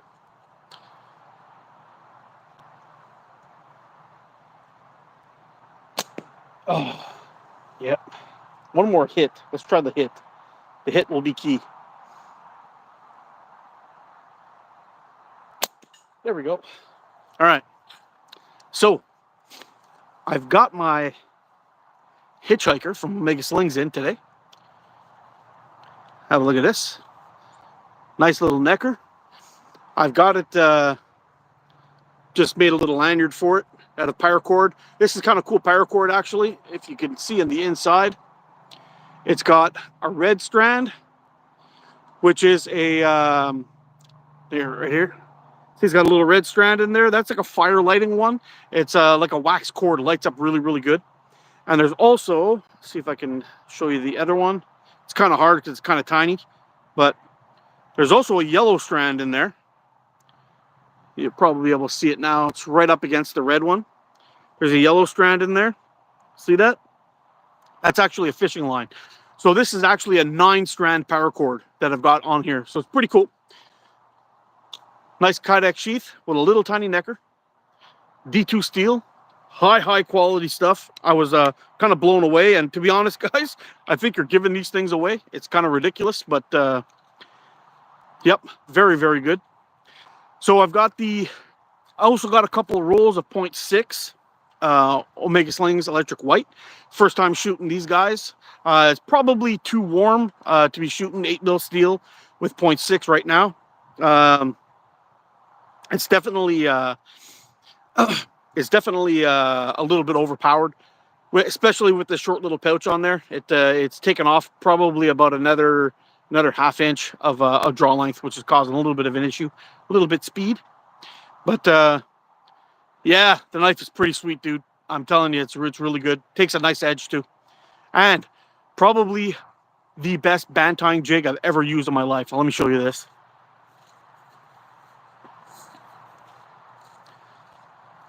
Oh wow!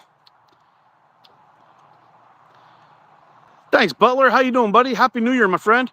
Hope you're doing all right. And we got this little guy. I know I showed this off right off in the beginning, but this thing's freaking awesome. It's got a nice little adjustment, very easy to adjust. It's got a little slot cut in there with a nut that fits in there perfect, and you can just slide it and get it into the right position for how you like to tie your bands. Really, you will not find a better band tying jig than this one, than anywhere else. It is phenomenal, and it's even got some measurements on there, so you can really dial it in and get it right for the right size pouch that you're using and all that. Can't go wrong at all.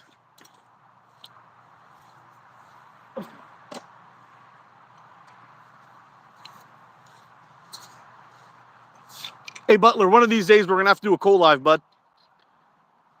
It'll be real fun. So I started off the live today shooting the Axiom from Simple Shot. Still shoots really damn good. Nice looking frame. A little bit on the slick side, but once you get her dialed in, it's kind of all right. Then we switched over to the Wendigo from Omega Slings. It was freaking awesome. Then went over to the Spitfire, designed by Chuck and Steel, made by Prime 4 Catapults. This was a lot of fun to shoot. And now we're on to the Avro. But I think what we got to do, I think I'm going to put the Avro away for now because the bands are cut a little bit short and they're really, really stanky on here. So we'll switch and probably go back to the Axiom and do the tour through there. Yeah, it'll be great, Butler. We should definitely try to do that. I'll hit you up sometime during the week. Maybe we could figure something out. Hicks, take it easy, bro. Happy New Year, my friend. I mean, my cousin Vinny. I'll do a live in a bit. Oh, cool. Yeah, I won't be on here much longer, I don't think. We're coming close to a dead battery. I got like 22% on here, but I'll keep on going until I got a dip.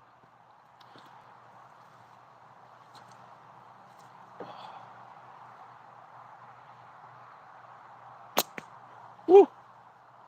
Telling you the Axiom with the 0.6, it's warmed up. We must be somewhere around 8 degrees now, and the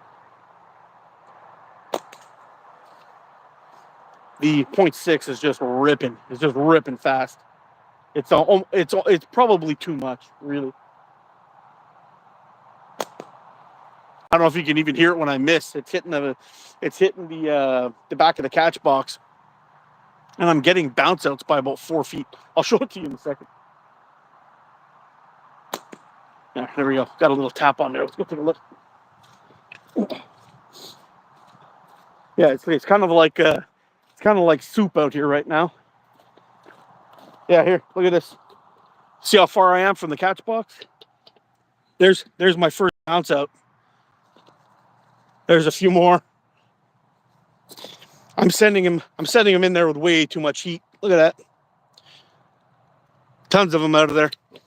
I'm just gonna give it a quick little sweep. Get all those guys picked up.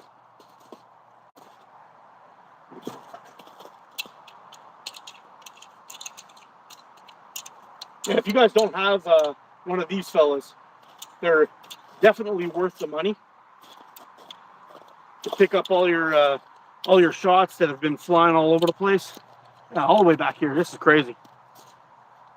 I might have to, since it's warmed up, I might have to switch back to the to all the 0.5. The 0.5 frames I've got going on. Put those in there. Put these on the magnet. Yeah, we shouldn't be getting bounce outs that far. And if that's the case, well, yeah, here's another one. I could probably, oh, there's a few of them.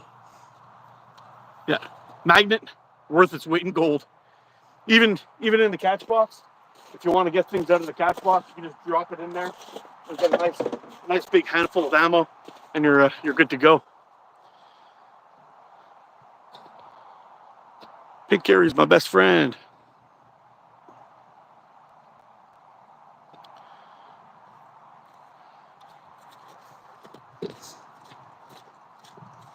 Ooh. Yeah, I think we'll go back to the Wendigo. And oh no, right in the mud. Well, all right. That ain't no good. We'll have to give that a wash. So we are going to be shooting the Spitfire now, because that didn't work out too good. All right.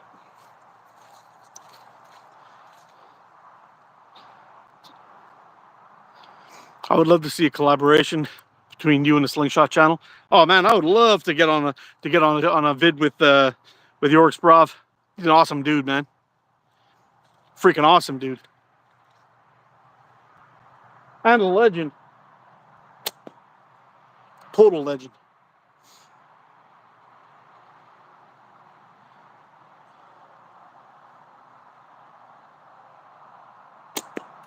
Yeah, so I'm hoping that not tomorrow, but Thursday on the 2nd, I'm supposed to go out and do some ice fishing. If I do that, and we're out there having a little bit of fun, I think I might actually do a live from the ice, and maybe we can catch some toothy critters from the ice. Might be fun. Woo.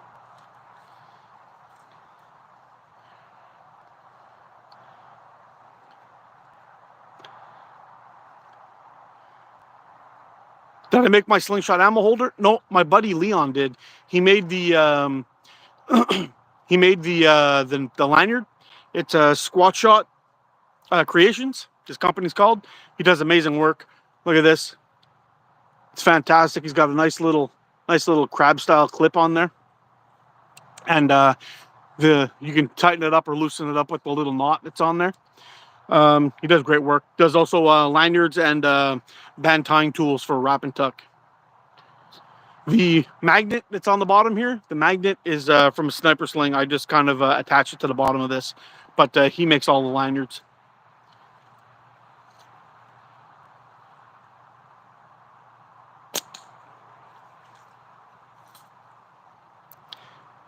He is the man. Leon is the man. What size ammo do I shoot? This is 8mm steel. And right now I'm shooting 0.5 Omega Slings electric white. If you ever want to get your hands on some of this stuff, it's fantastic elastic. Hit up omegaslingsUSA.com. And they will definitely take care of you. I've been shooting 2 different sizes today. I was shooting 0.6 and 0.5. 0.6, it's a little bit hot for today. When it gets a little bit colder, it's much, much better.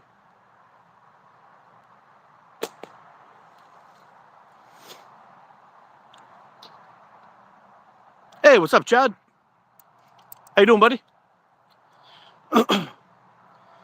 Wow, look at that, guys. We're at 95 people. The first time we dropped below 100 the whole time. But we only got 91 likes. So we got to get that up over 100 today to see if we can get there. Hit that thumbs up button for me, guys.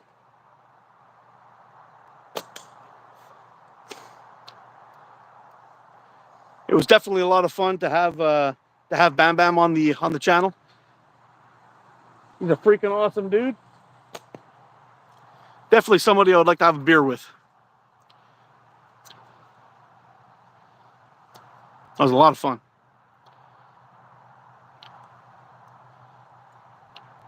How much things do you buy from Slingshot? Simple Shot? I've got a few things from Simple Shot. Simple Shot has they have a good store. They're good quality stuff.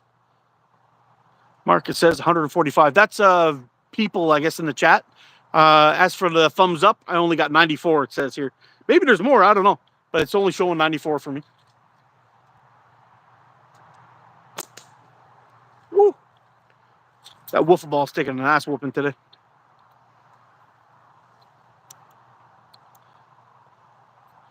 Beagle for Prime Fork delivery today. Class, very happy with it. Which version of the Beagle did you get, Neil? I've got 1 and 2. Both of them are really, really good. Version 1 and version 2, but I definitely prefer version 1.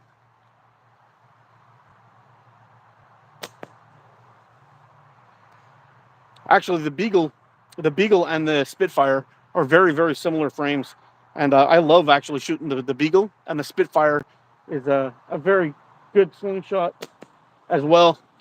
I shoot the Spitfire, even though they're so similar, I shoot the Spitfire a little bit better than I do the Beagle. Both of them are made by Andrew, though, at Prime Fork. I've got some Red Shot .75. I need to try it out for Caddyshack. You know, I'm kind of on the fence if I should pick some up or not. I don't know how low they go, the Red Shot goes. So typically, I'm a 0.5 shooter. When it gets cold out, I like to go up to 0.6, sometimes 0.65. It's really cold. But I don't know if the Red Shot goes down that low. I think they start at 0.7.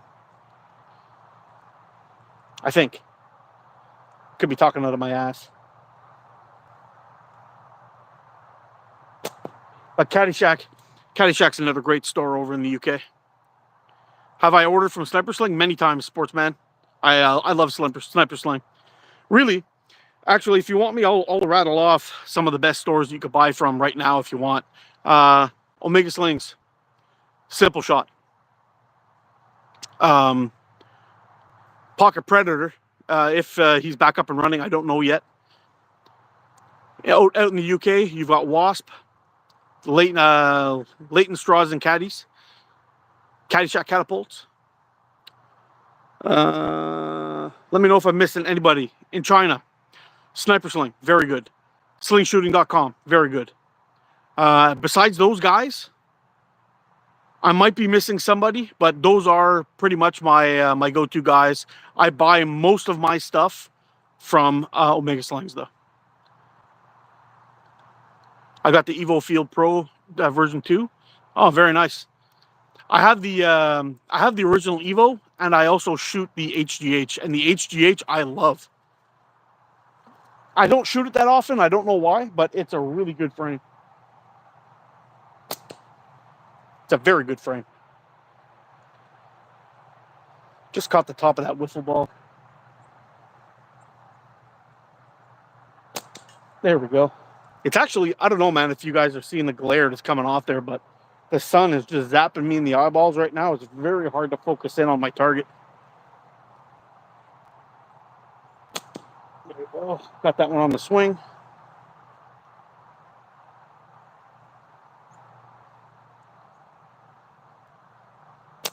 Oh.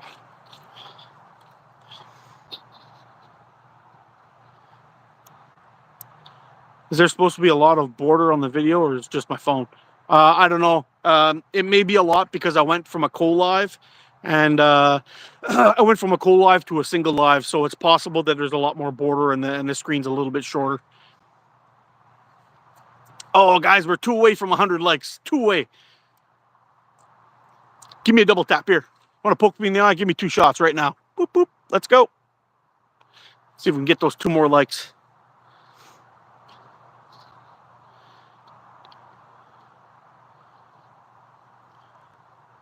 Sniper Sling and Precise. Oh, I have ordered from Precise before, too. Precise is not bad. They definitely got some heft to it, that's for sure. Yep. Pro Shot Catapults. There's another one that I missed. Sorry for the boys over at Pro Shot. They're a solid crew over there, too. I've got 2 frames from them. I've got the No, I've got 3 frames from them. I've got the Canter. I've got the Titan Pro or Pro Titan. I've got the PPMG Plus. Is that it? I think that's it. The PPMG Plus, it's a really well-built frame. Really nice. Really comfortable. Just way too wide for me. I think I probably should have got the TTF version from my buddy Phip was telling me that the TTF version, if you go from dimp to dimp, it's 95 millimeters wide, which is a little closer to my wheelhouse than the 100 is that I've been shooting. How's the Titan Pro feel? It feels amazing. Probably, it's amazing. It's an amazing slingshot. Really, I don't know what else to say about it. It's like the Titan Hunter. Very similar to the Titan Hunter. More of an ergonomic feel to it. And it shoots like a freaking boss. Really, really good. Where's the magnet on the pole from? I bought that from Amazon, man. Just look for a magnet sweeper. And they've got a whole bunch of options that you can choose from.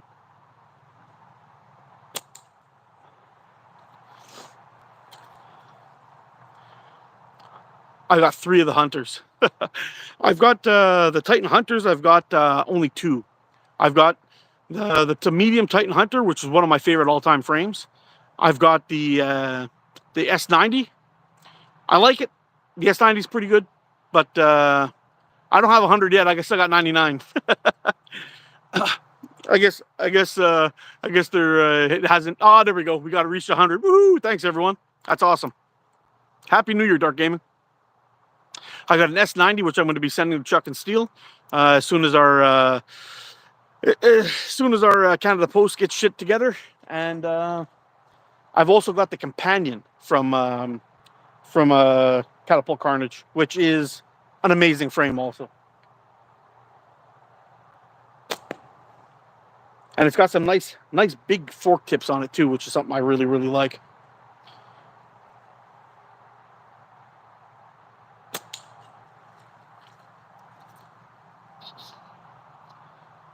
Got that, Mark? You've made me want a slingshot, but I can't since the league here in Sweden. Ah, man, you know what you'll have to do? You'll just have to head on over to Finland, tuck one in your prison pocket, make your way back, and just never take it outside. That's what you'll have to do. And just shoot it in your basement somewhere.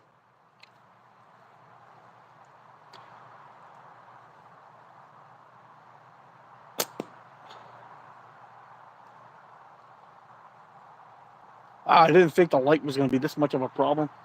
It's killing the old eyeballs. All 3 are Hunter's large. Oh yeah, so you're the large one is what, 95, isn't it? 2 OTT and 1 OTF TTF. I thought the large Hunter. Oh, we're at 15%. Well, we'll go a little longer. I think the large Titan Hunter I thought it was 95 mil.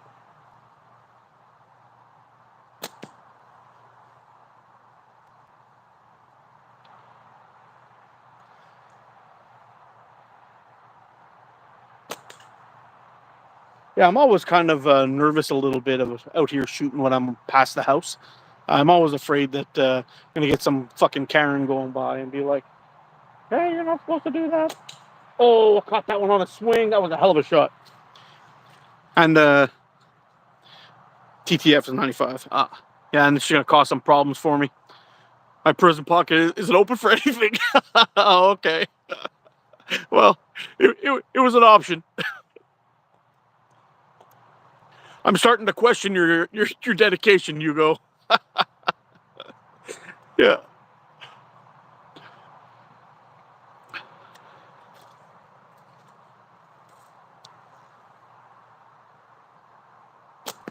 Yeah, I was a little bit nervous today when I tried to pin the BAMBAM's I tried to pin BAMBAM's channel it kind of got all screwed up and kicked me out of my own live.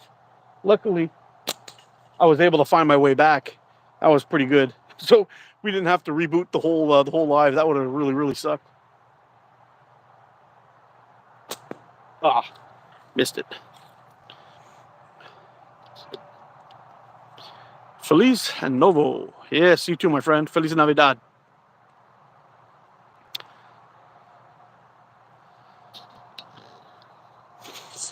Well, folks, it sucks because we got 100 likes and 100 people in the chat. But I have 11% battery and it's going to go quick. I just have to have one for when I visit my brother in the States. He's in Long Island, New York. Oh, very cool. We got a few shooters in New York. Check out Butler. Butler's in New York, and he's a great shooter. Anyway, folks, I got to wrap this one up. My battery is going to die. This is heartbreaking, but it is what it is. You guys stay safe. Get out and practice. Be good to each other. I'll see you again soon. I love you guys. Are freaking awesome. Head on over to Butler, to Bam Bam's channel. Tell him ATO sent you, and I'll catch you all in the next one. See you later. Bye for now.